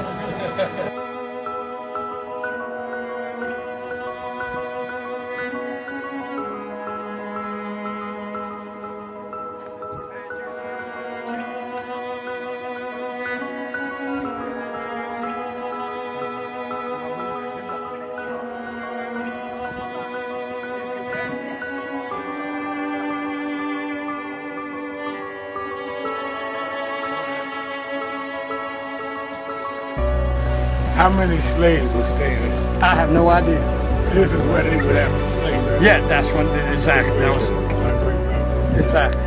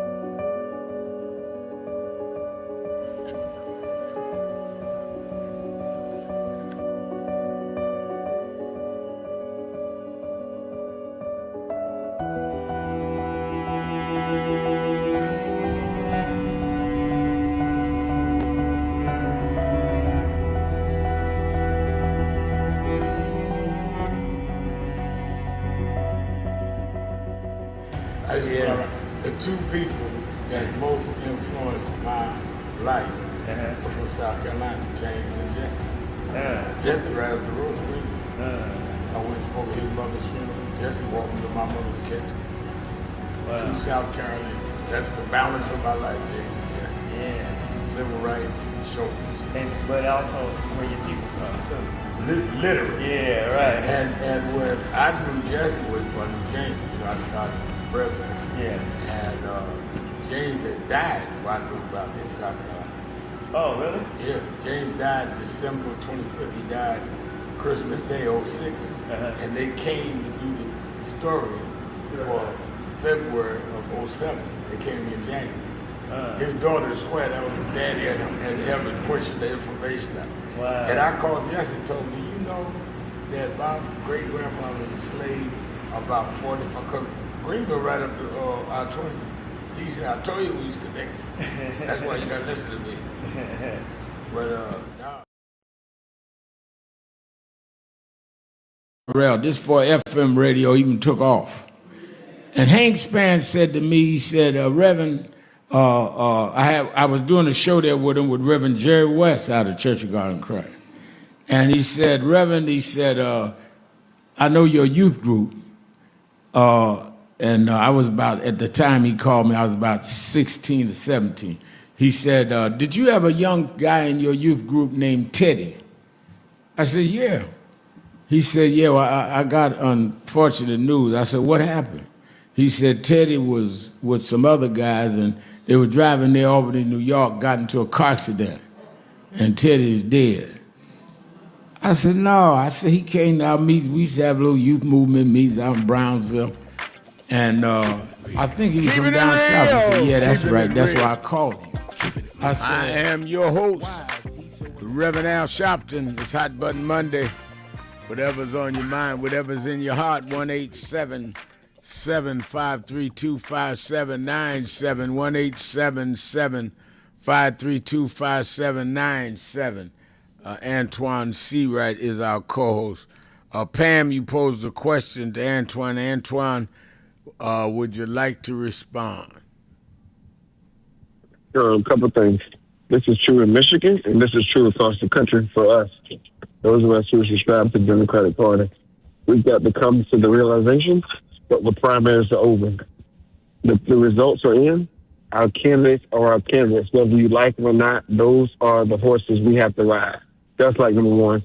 Number two, our candidates have to shift their focus, their attention, and their messaging towards a general election strategy. You're not talking to the very selected group of people who vote in primaries. Now you're talking to a broad audience where mostly in most swing states, independents are going to decide the outcome of the election. And so these extreme positions that are out of touch with their broader reality, like abolishing the Senate, open borders, defunding ICE, defunding the police, all these outlandish things that we know are controversial and can stir up trouble, you have to separate yourself from that and lean into the things that we all agree upon. We all agree upon the messaging that Hakeem Jeffries rolled out a few weeks ago, fighting for an affordable America, holding the crooks accountable, saving health care, and fighting for legislation that will lower costs for housing, health care, and the basic necessities everyday Americans need, as well as rolling back the cuts that have been put in place that are harmful to everyday Americans that will not be put in place to after the midterm elections. So in other words, Pam, we've got to yell in places we agree and basically shut up, not even listen, shut up in the places we disagree. So that's like number one. Number two. Number three, we have to learn that expansion is going to be our key for success in the midterm. It's okay for us to have a little hip-hop and R&B, a little country, a little rock and roll. Al Sharpton and Antoine Seawright can exist. Style versus substance, the generational conversation, those two things can be true. But we cannot govern if we do not win, and losers don't legislate. And so until that mindset is locked in with all of our candidates and our activists and those we are trying to win over in this election, we are not going to be successful. And then finally, I would say that I think the electorate needs to understand this is going to be a base plus election. Yes, we've got to turn out our base, and the 90 million people didn't stay home, blah, blah, blah. But in some places, it's going to require us to win some Donald Trump voters if we want to be successful. And we can't ignore that reality. So we need broad stroke messaging that will touch every single personality and every single person in this country and help them realize the differences between the two parties. All right. I guess, Pam, you got your answer from Antoine Seawright. All right, let's go to Philadelphia. Disco Brian, WURD. Disco Brian, you're on with Sharpton and Seawright. Well, it is a hot button Monday. Too many hot buttons to touch. Gentlemen, Rev, were you on Morning Joe this morning? No, I'll be on tomorrow morning. All right. So I guess it just came up in my feed that Scarborough said it plainly. He said, disavow Hassan Piker or suffer political consequences. And over the weekend, Rev, AOC, Bernie, and Abdul El Sayed were confronted on all the Sunday shows about that person, and they all dodged. AOC said, well, we got to get the angry young male vote, so, we got to go on those shows. And Abdul said, well, his statement that America deserved 9/11 was dumb, ignoring all the other statements he said, telling black people to suck his genitals for asking about the genocide in Sudan, etc. But, setting aside all that. And then Bernie turned the question on the host and said, hey, maybe there's something you said that you regret in the past. And here's what gets me, gentlemen. While all this is happening, you know what Hassan Piker does? He's quadrupling down on all his most disgusting statements. He has framed a picture of the Twin Towers with the planes going into them on fire and has the picture hung up on his wall behind him as he's doing his live streams. He is not being subtle. This man, who AOC, Abdul El Sayed, and Bernie and all the rest are rallying behind, Mamdani's good friends with him, is on Team Osama bin Laden. There is not an ounce of contrition in Piker, and Abdul, AOC, Bernie, Mamdani, and the rest will continue to dodge questions about their fawning relationship with him. I'm wondering if y'all have any thoughts on what Democrats need to do moving forward regarding that sewer of an individual. I do. I think they should ignore him. I think that Piker wants us to spend our time talking about him rather than talking about the Republican opponent in Michigan. I think attacking Piker won't get you one vote in Michigan, one vote in Wisconsin. I'm about winning the Senate and the House so we can take this president's policies down. Piker definitely wants to be the center of attention. I think you play in his hands. He'd love for people with a name, including me, to attack him so then he can attack back and he becomes the subject of the matter. I think we should not go for the bait. I think we ought to be debating people like Mike Johnson, the Speaker of the House, and others, and not some guy that is trying to make a name for himself with a podcast. So if I was not on Morning Joe this morning, if you'd asked me, I'd have said the same thing. I think everything that you said about Piker is correct. He's been a bigoted, racist, and all that, but he's a non-factor unless we make him one. Antoine? Rev, I 100% agree with you. And what I would tell you is that we can't afford to get distracted in this season. In the same way, I disagree with AOC about Joe Rogan and Piker. Like, those people are irrelevant to the people who are struggling with affordability issues in this country. So why make them part of the conversation? What we need to do is focus on our priorities. And I also disagree with AOC's interview yesterday where she laughed off how Woke One was such a joke in defunding the police. You know why? Because that cost us many seats that we have yet to get back in our party. And so for some of these people, attention is a powerful drug. For us, but particularly for Sharpton and Seawright, these elections are about survival. There's nothing laughable about that, and certainly nothing entertaining for people like Piker and Joe Rogan and all these other voices who don't give a damn about what happens in our community. We should not give them oxygen. I love it. Thank you, gentlemen. All right, Thank you. Thank you for your call. Let's go to Theron in Detroit, Michigan. Theron. Hey, peace be unto you, brothers. My question was around the last call before break. The Senate debate. It's the Senate runoff here in the state of Michigan with Syed and the young lady here, Stevens. I just kind of look at it a little differently. Are we playing checkers or are we playing chess? They both kind of have the same values of what the people in the state of Michigan want.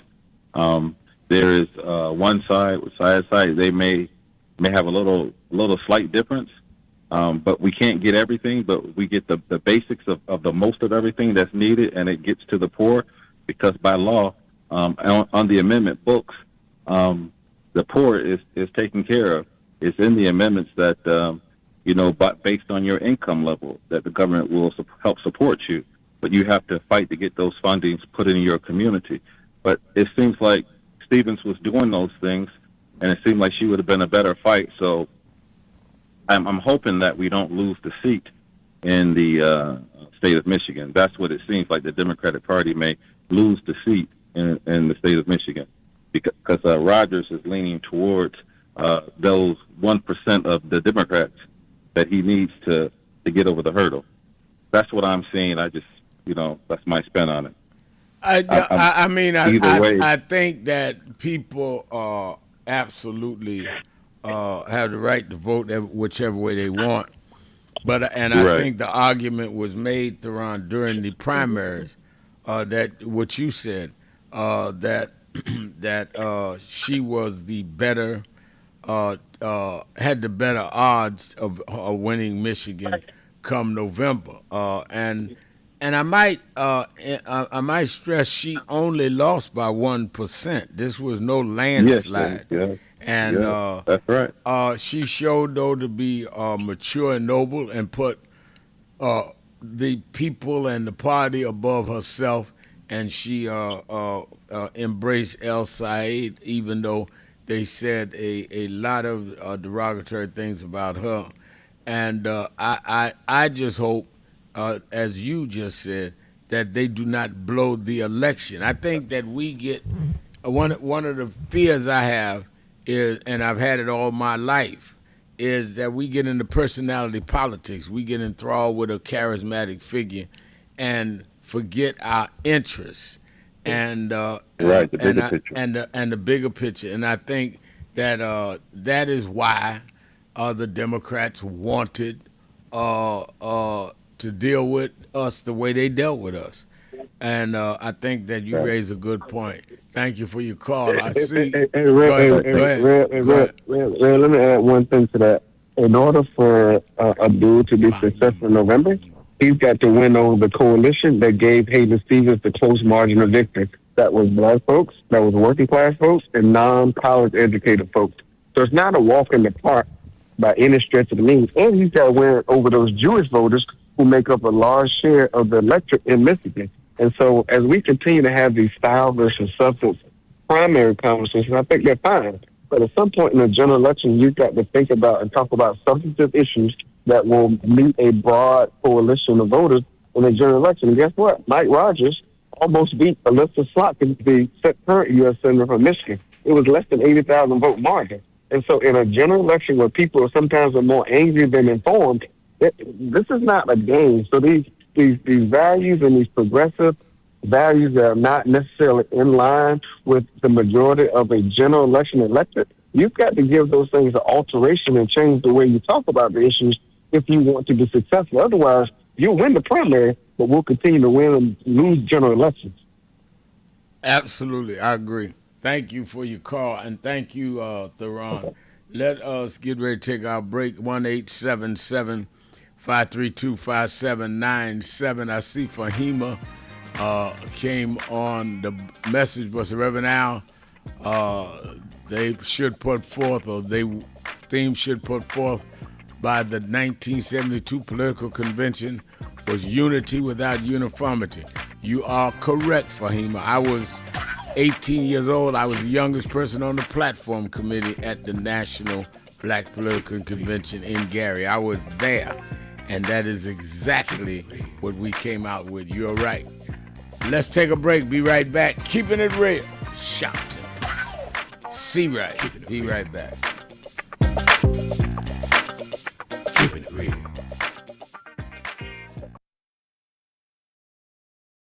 Even took off. And Hank Span said to me, he said, Reverend, I was doing a show there with him with Reverend Jerry West out of Church of God in Christ. And he said, Reverend, he said, I know your youth group. And I was about, at the time he called me, I was about 16 to 17. He said, did you have a young guy in your youth group named Teddy?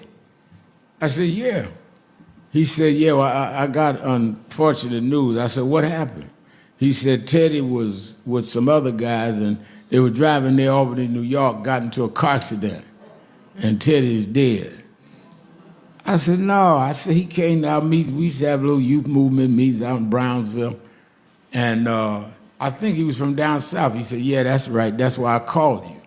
I said, why? He said, well, his father wants to do a memorial for him. And I told him he should do it for you and donate the money to y'all. I said, well, you can't raise an offering at a memorial. He said, no, I ain't talking about an offering. We talking about him doing a concert. I said, a concert? He said, yeah. I said, well, what are you talking about? He said, you didn't know who Teddy's father is? I said, no. He said, his father is the godfather of Soul James Brown. That's how I met James Brown. And James Brown came and did 2 shows at the RKO Albee Theater, that's now the Albee Mall, and gave the money to us in the name of his son. He and I developed a relationship over the years. He would bring me out. I think he saw the son he lost, and I saw the father that I didn't even know where my father was at that time. So I'm in my 20s now. And I went down to see James Brown. By then I was an activist, and people knew me. My youth group had become known. And I used to go down and see him back and forward. And I was in his office in Augusta one day. And I said to him, Kadia, I said, you know, Mr. Brown, we're trying to get a national holiday for Dr. King. And I said, you ought to support us. Stevie Wonder's out there with Mrs. King trying. He said, I ain't got to march. I can talk to the president. He hit the intercom and told the secretary, get the White House on the phone. And I said to myself, yeah, right. And we went on, took me out to lunch with his entourage. We come back about 5:30 that evening in his office. Secretary hit the intercom and said, the White House is on line 9. So I'm like, really? And he got on and he said, I want to talk to the president about making Dr. King's birthday holiday. And whatever they said they would get back with him. Later that evening, before we left his office, they called back and said, January 15th, Mr. Brown, President Reagan will meet with you. So he hung up the phone and he looked at me like, okay, now, who is the Godfather? He said, they bring me to the White House to meet with Reagan about Dr. King's holiday. And January 15th is Dr. King's birthday. And he said, I'm going to take you with me. I said, really? He said, yeah. So about a day or two before the January 15th, his secretary called me and said that you got a ticket at the airport. Mr. Brown wants you to fly down, meet him to go back to Washington. I said, fly down, I can meet him in Washington. He said, no, he wants you to come to Augusta and fly back with him. So I flew down, flew back with him. While we were on the plane, I never even told Kadia this story. While we were on the plane, headed to Washington, his private plane had been in repair, so we were on Delta Airlines. His bodyguards was in coach, we in first class. He looked at me, he said, Reverend, he said, you know Bobby that used to be in the Famous Flames with me? I said, yeah. He said, you know, he got a hair salon here in Washington. He don't sing no more. I said, oh yeah? He said, yeah. He said, I want to bring you by there with me. because I want you to do your hair just like mine.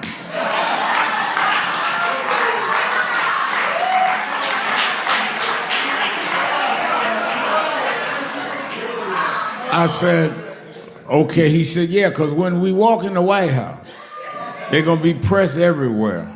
And I want them, when they see you, you look like my son that I put into you.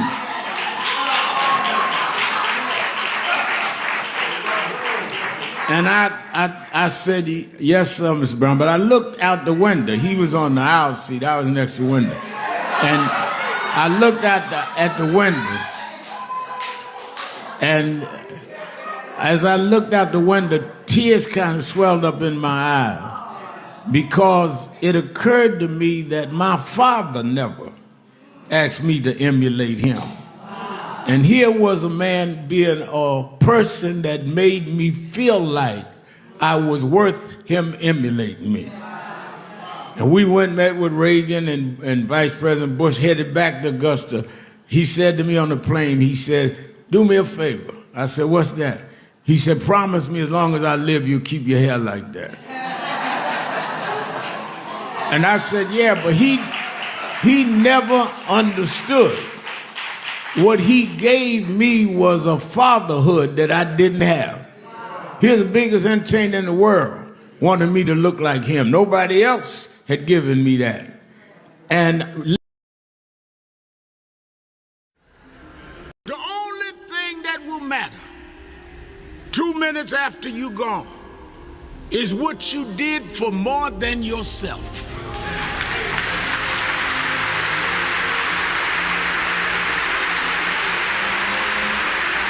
Think about this. Think about if today is your last day.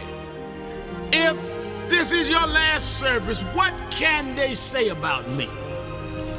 And if you're not satisfied with your own answer, you should leave here today working on yourself and building on what you need to build. Because God is here. He's available to you if you but use what he's giving you to be more than self-indulgent. Now, I know many of us come with reasons we won't step out. But I come to tell you that's why God is here. God takes the ones that are the least likely and gets the most done. As I have seen in my life, people that were the unexpected and rejected are the ones that end up the greatest. So don't let whatever mistakes or whatever things that may be in your past hold you back. God is not trapped in your past. God is there for your future. And he's there that every day you wake up was a divine decision he made to give you another opportunity to serve.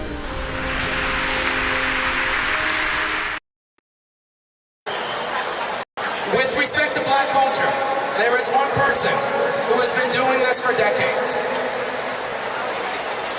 He has been supporting our communities. He's been fighting for our communities in the trenches. He's a fighter, he's a civil rights icon, and he's a visionary. The Reverend Al Sharpton. Thank you.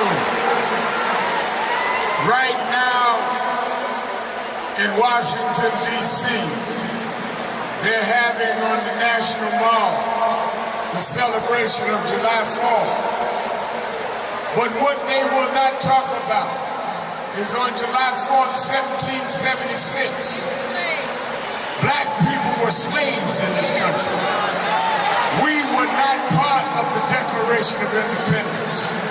But we celebrate tonight because 250 years later, we never stopped fighting, we never backed down, we took nothing and made something happen. If you want to celebrate something. Celebrate that we built this nation on our backs and never got paid. They say America the beautiful. We made America beautiful. They say America the great. We made America the great. And we fought and we bled and we died to get the right to vote. And now Trump and them are trying to take that right. We fought too hard. We spent too many nights in jail.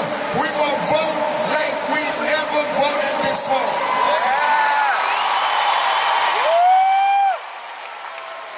Today, a group called the Patriots marched in Washington with Confederate flags. Well, on August 28th, Martin Luther King III now having a march in Washington on the day his father gave the I Have a Dream speech. I want everybody to be there. We're going to stand up and show the dignity of our people. We're going to show that we Reverend Al are to Sharpton. never back. Antoine Seawright is our co-host. Antoine, let's go right to the phones. Let me go to the sage of the South, Brother Jihad. Brother Jihad.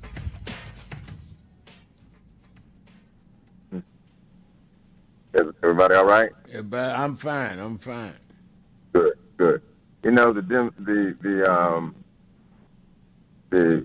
Hassan, the guy Hassan.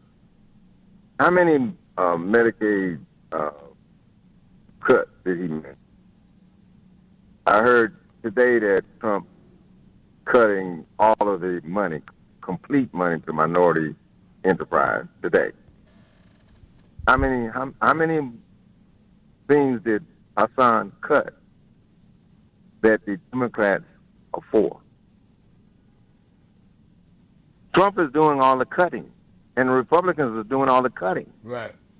So how can the litmus test for us be Hassan? You understand? How many times have they denounced Stephen Miller? How many? How many times did they denounce the other guy that brought Stephen Miller in? How many times have they denounced EDSEF and that religious group that he belonged to that think it's all right to kill the Palestinians? How many? How many times? So how now are we going to let the litmus test to what we do be Hassan Piper? We have to prove ourselves to them by denouncing Hassan. And they have, if what they're saying is true, they have Hassans all over their party, all in their movement. Right. But yet we're going to be the one that has to now prove to them, and to my friend, the brother, what's my man's name, who hates Hassan so much. We got to prove to them Brian. that Brian, that we all right by denouncing Hassan. We've seen this game before. Why don't Minister Farrakhan, or why don't Jesse Jackson denounce Minister Farrakhan? Right. Forget the good that Minister Farrakhan does. Forget the good that Jesse Jackson does. The litmus test on whether you accept Jesse Jackson is whether or not he denounces Farrakhan. How ridiculous is that? For us to fall for this thing all over again. Right. It doesn't make any sense. You know what I mean? We got. It's almost like the football team. You have a football team, and you have an inter-squad scrimmage, and then when it's time to play the game, half of your team go with the other team that you're playing against because they think that they have an issue. The race is between not the DSA and the Republicans. That's not the race that's coming up. The race is not between the Democrats. The race is between the Democrats and the Republicans. And the DSA is part of the Republicans. Even though we might, like you said, Reverend Ellis, disagree with some aspects of the DSA, but they Democrats. And the race is for the, I'm not going to switch to the Republicans because I got a disagreement with the DSA. That don't make no sense. And I should be able to defend my position as a Democrat to say that you're telling me to cut all these people loose because I just have a conversation with them, and you still got Stephen Miller in the office every day doing what he do, EDSEF in the office every day doing what they do. Come on, get some balls, Democrats, stand up. Yeah. These people lock your hands down so you can't say nothing because you might have an extremist on your side, so now you got to spend the whole time defending yourself against the extremists. And I'll end with this, Rev. My man, the guy that won, or a reporter asked him this standard question: do you think Israel has a right to exist? Now that's supposed to shut you down. But he responded. He said, "Man, you know what? Nobody never asked me the question whether the Palestinians have a right to exist." I said, "Oh." He said, "I never heard that question. I never heard nobody ask that question off the bat.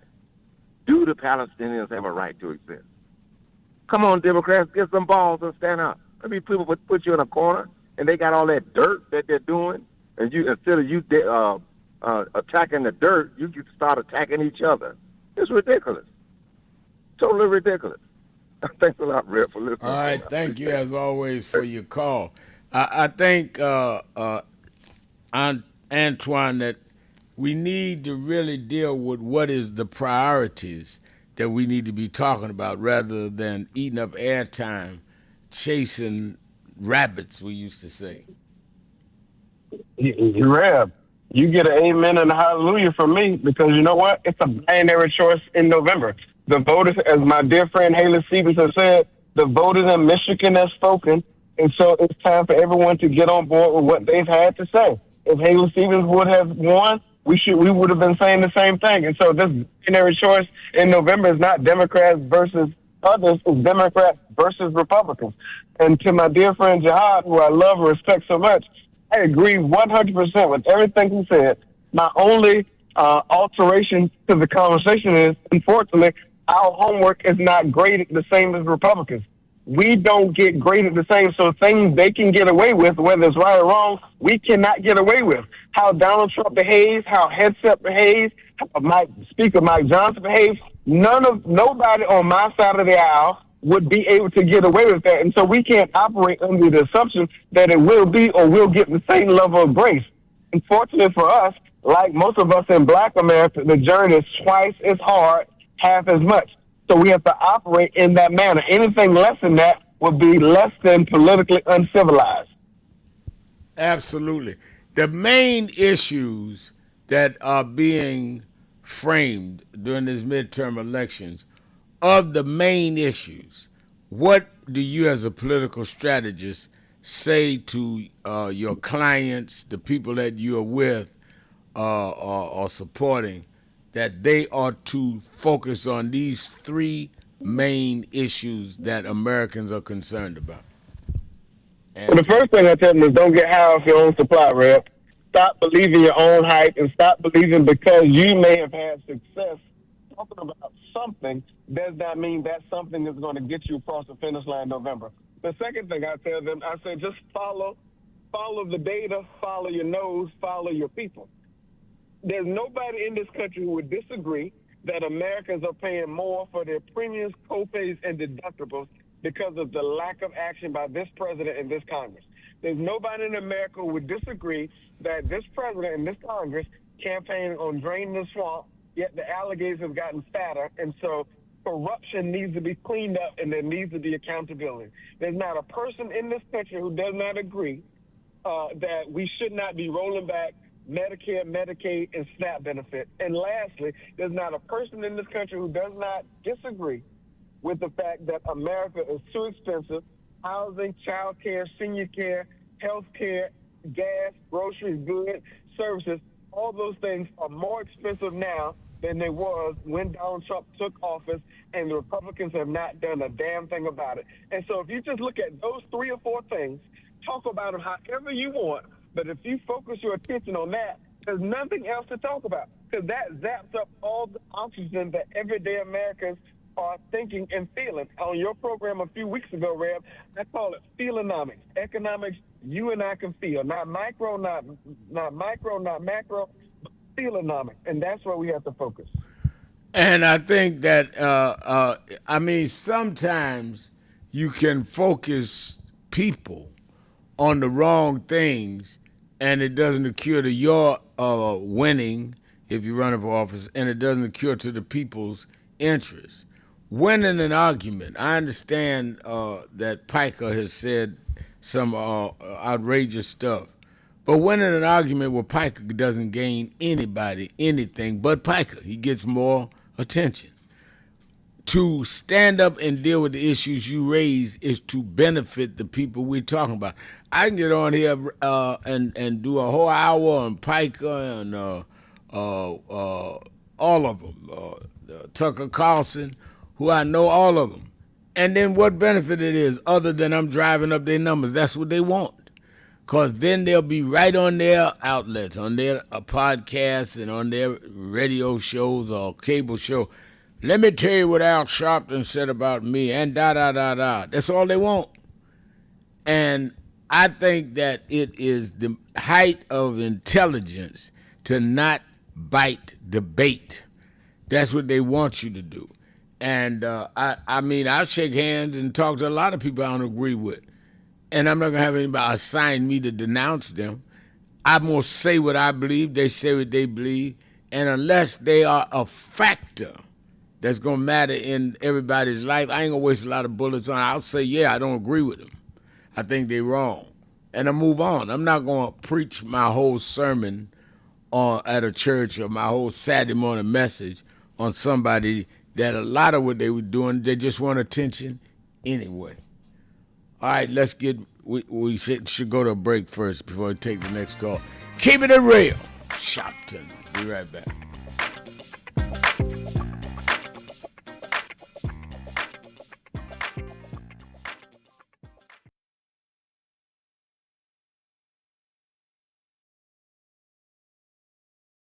Well, thank you, President Dr. Kimball, and to all of you on the board.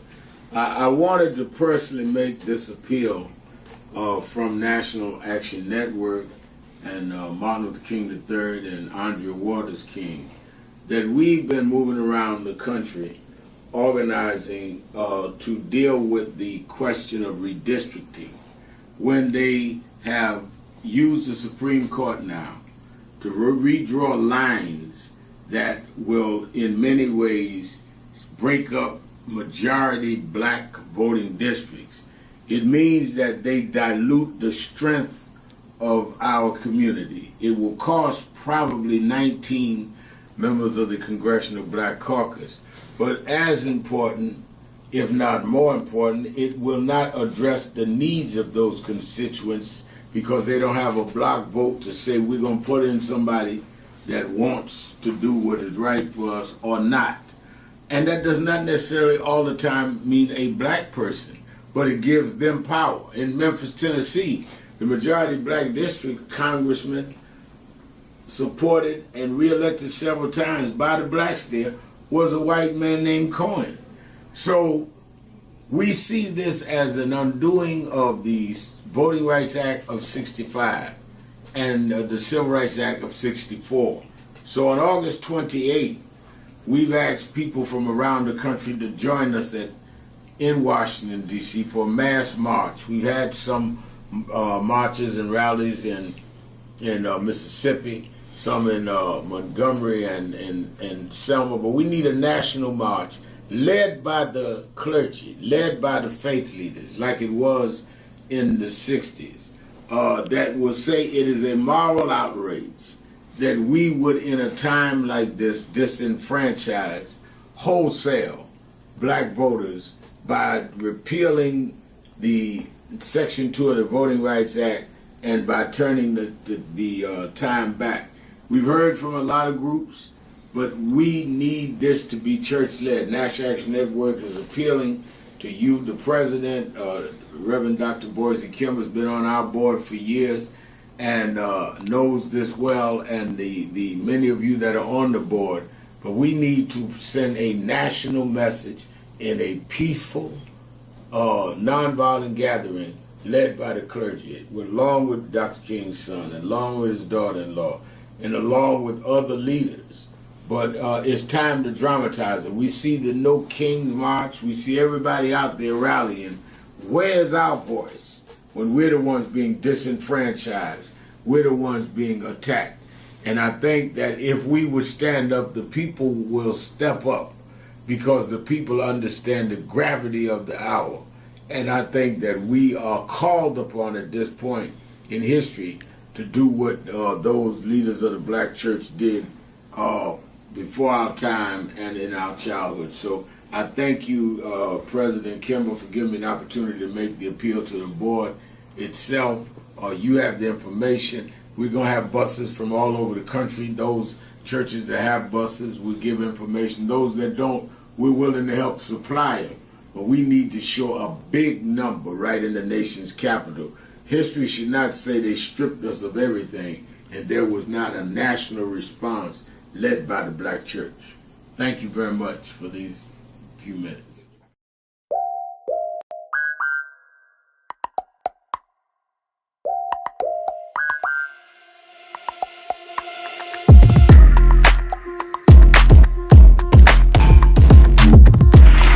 Is a house of justice.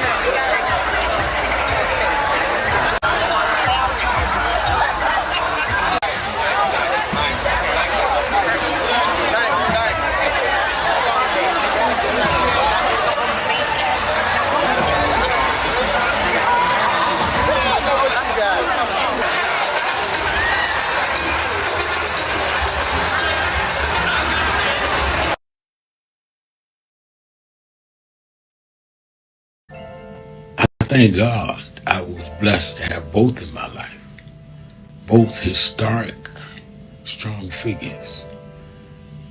But if I misused them and listened to not only figures that are not as historic as them, but figures that had nothing to do with the calling and purpose of my life, I would live confused.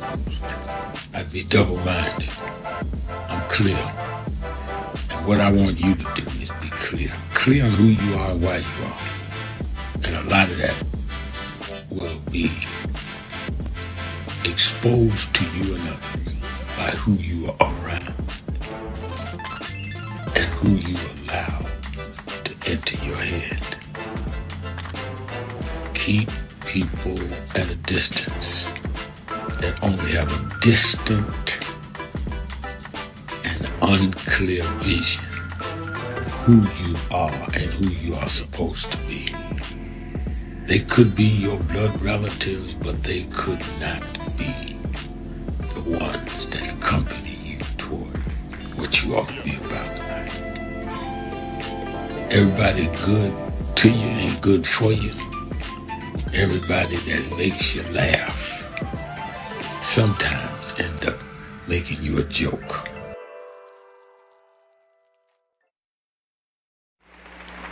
Reverend Sharpton, how do we begin to make peace with our past?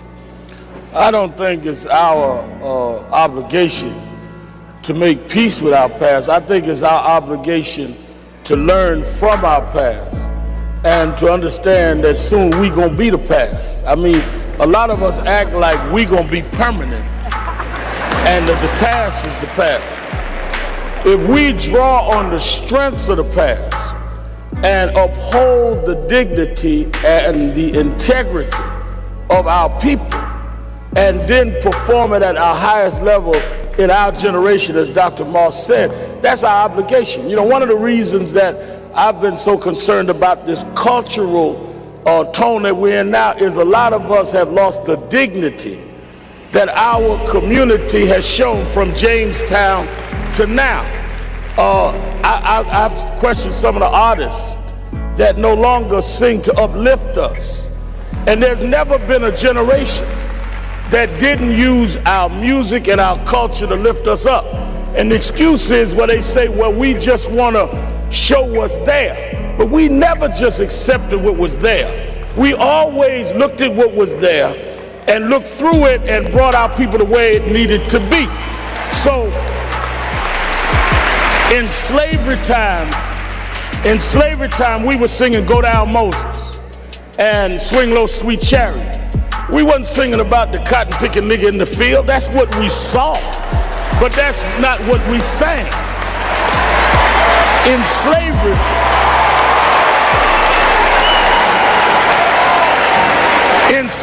in segregation time, we were singing We Shall Overcome.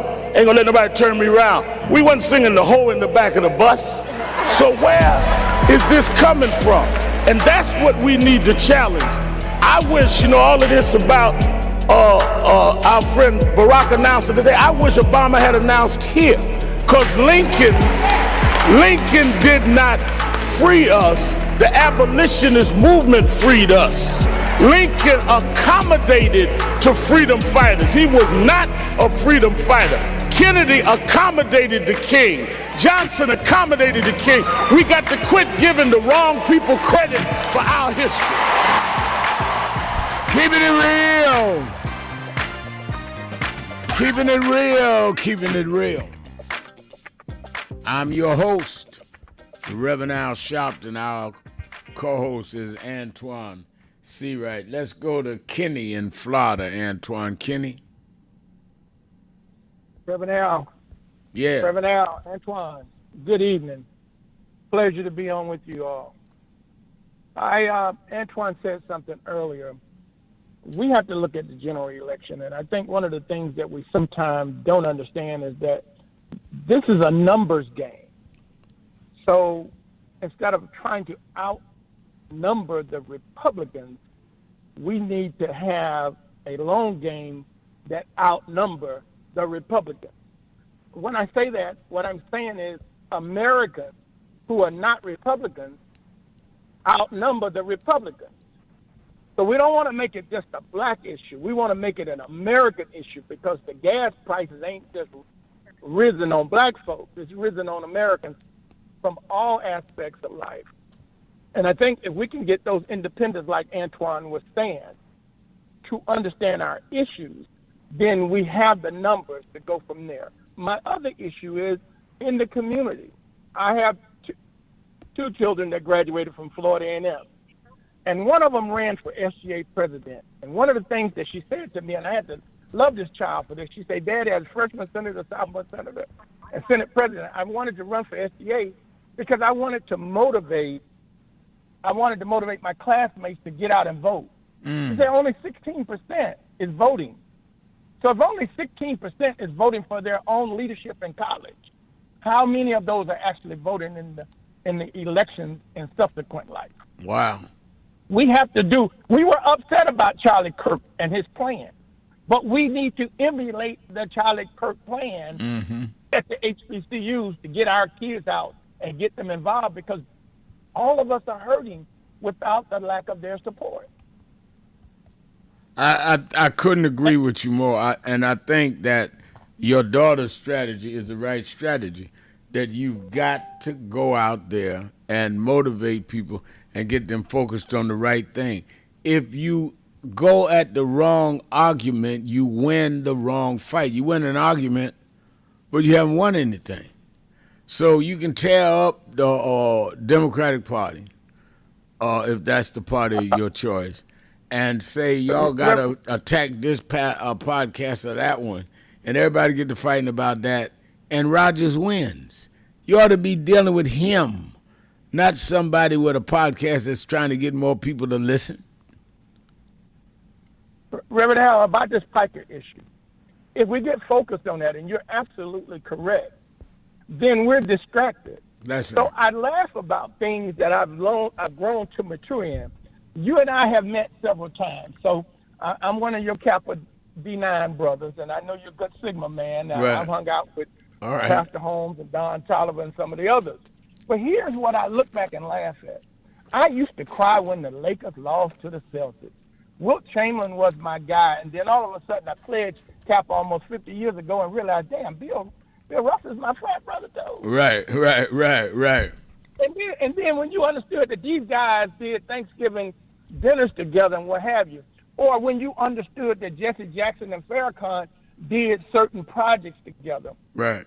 you get out of what this force-fed stuff that people tell you who you can and cannot associate with.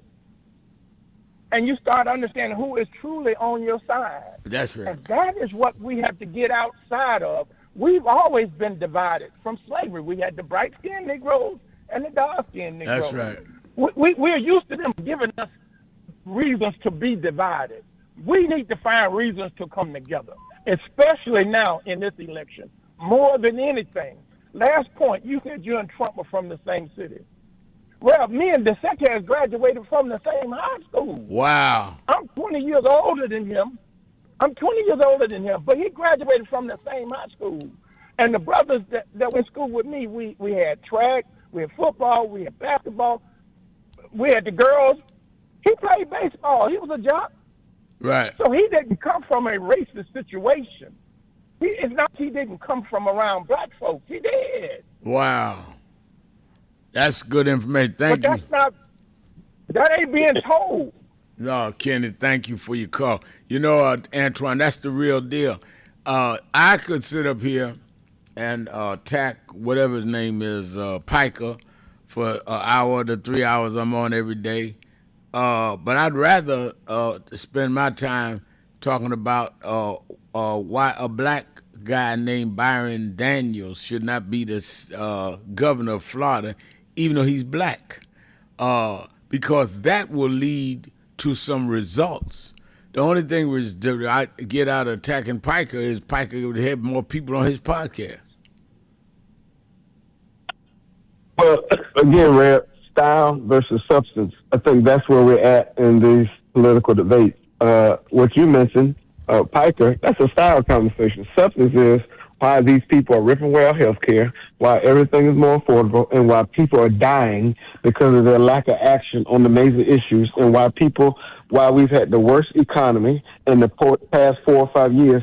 That's what we need to be talking about. And I appreciate the good brother, sounds like, of the greatest fraternity in the history of the world, Kappa Alpha Psi, for calling in to confirm basically what we've been saying for some time on this program. We've got to deal with the things that are facing America now.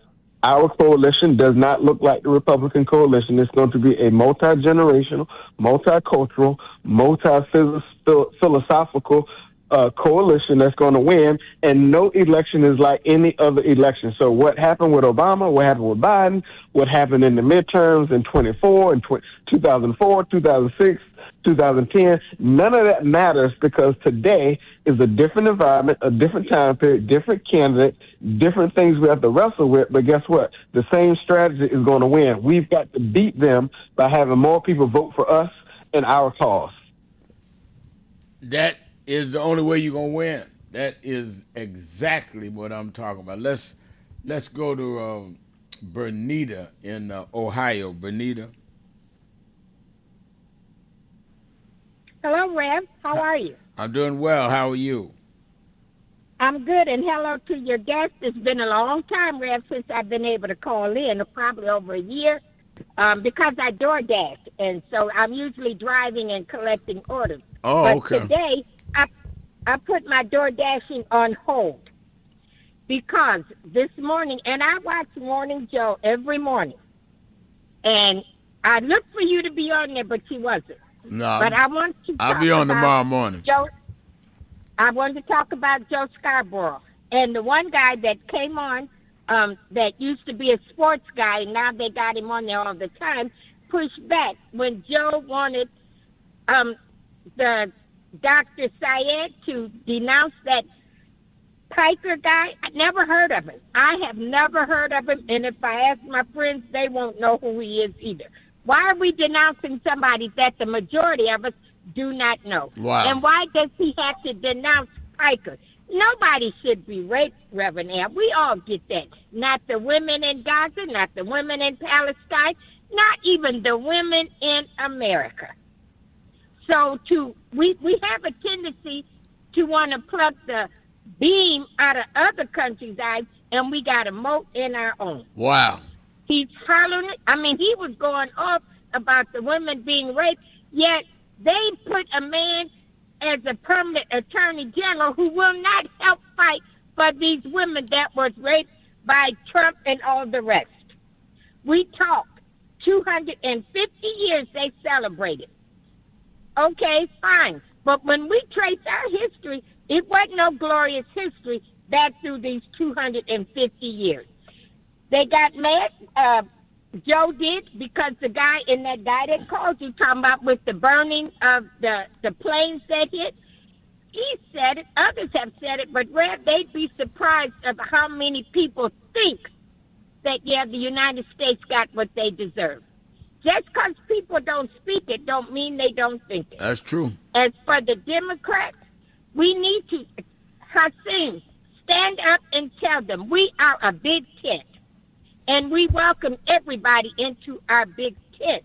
But this is our policy, and this is what we're fighting for. All that other stuff is just background noise. That woman from the DSA, she made a fool out of herself when she couldn't tell them, well, how are you going to tax the rich? And what does that mean, to tax the hell out of them? You got to have answers. So when people can't respond in the way you need them to, cut them off and keep it moving. We are a big tent. And to your guest, I say, people pick these other people, and I agree, because we're tired of the Democrats playing mealy mouth like they scared of their own shadow. I'd have been told Trump, step to the plate, and would have laid it out and told him, your mama's that's your mama. We'd have played the dozens, Rep. You know, back in, we'd have played the dozens. Not just him, but the others. Stand up, Democrats, and fight. And thank you, Rep, and thank you to your guests for taking my call. Glad to hear your call. Let's take a break. Be right back. Keeping it real. Shopton. See right. Be right back. We all hear the radio ads about the IRS. They tell you to be afraid, to be scared, and they try to...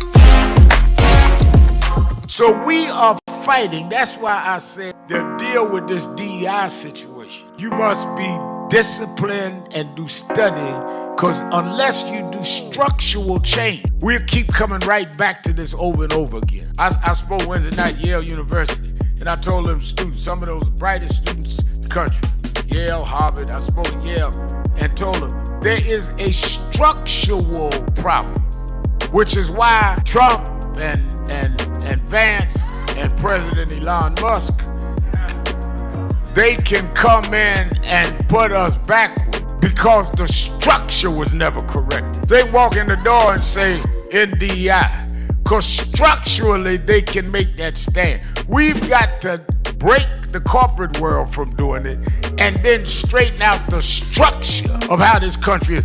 Why we ought to be sending people to Congress is not sending them to Congress because they had the robocalls call your house, but they're committed to the structural change of this country. What Trump is successful on is playing on a weak structure, so he can make it go either way. It should not be so unclear that you can play the game either set of way. It must be firm that you got to repair the damage done to the children of the slave and straighten out the structure that we are not 3/5 human. We are full human beings that built this country and never got paid. That's what reparations is.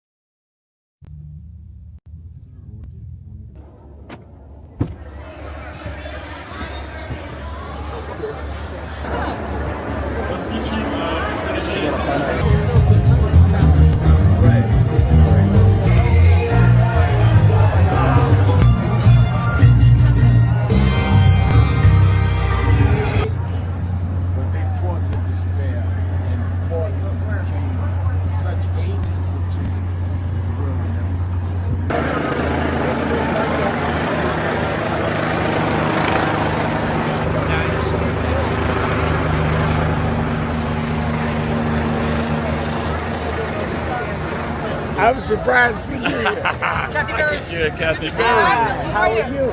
And my lovely wife, Lisa.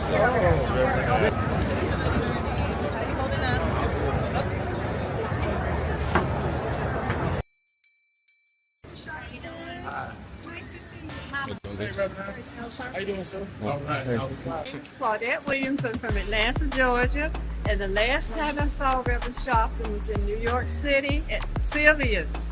And my sister and I pretended that we needed to go to the bathroom so we could go in and see him and say hi from a distance. I'm okay. You look great. My name's New York City was Sylvia's. Oh. My sister told our house, can I get a picture? So we can see. Wave at you. And today I... Lisa? Yes. Oh, in the picture. We're her children. Thank you all. Reverend, it's really great to meet you. And were you in? It's an honor to meet you. Okay, come take a seat. Thank you. Take it back there right quick while you momentum.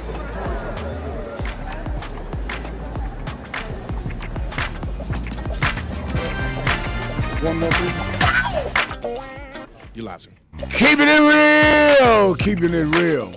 Keeping it real. I am your host, Reverend Al Sharpton.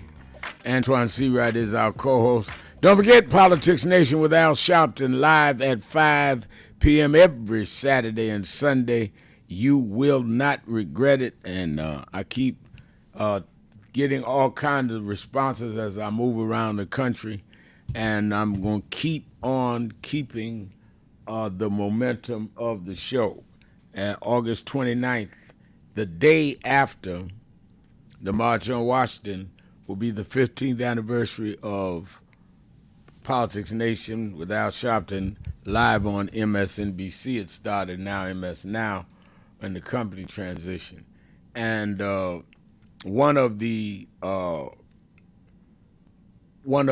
senior producers at MS Now came and told me, he said, let me tell you what I looked up. I said, what's that?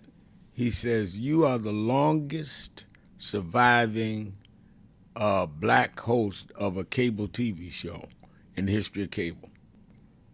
I said, that can't be true. Then I started, he gave me the list.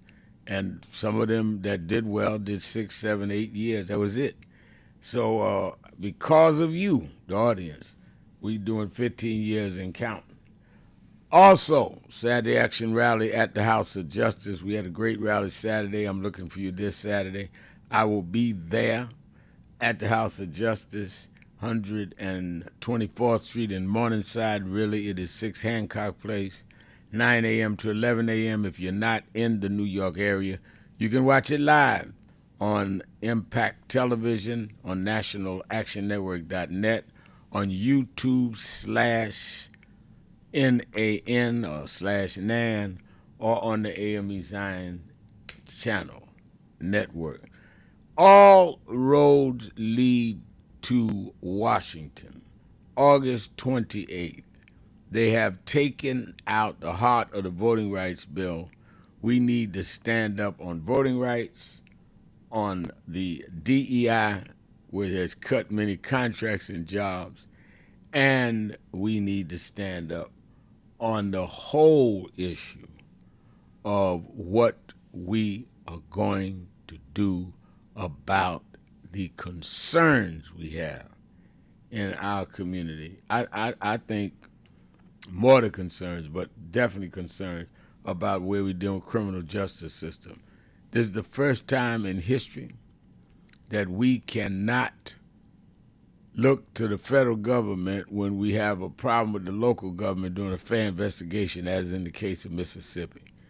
All of that, we need to really stand up and be done with the paralysis of analysis.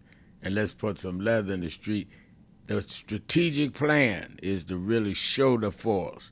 So the Supreme Court, whether they justices are in their bill or not, that they will be there. Their secretaries will call them. The Congress people, the senators, all need to have their employees say, man, there was a huge number here today. We better look at these issues differently.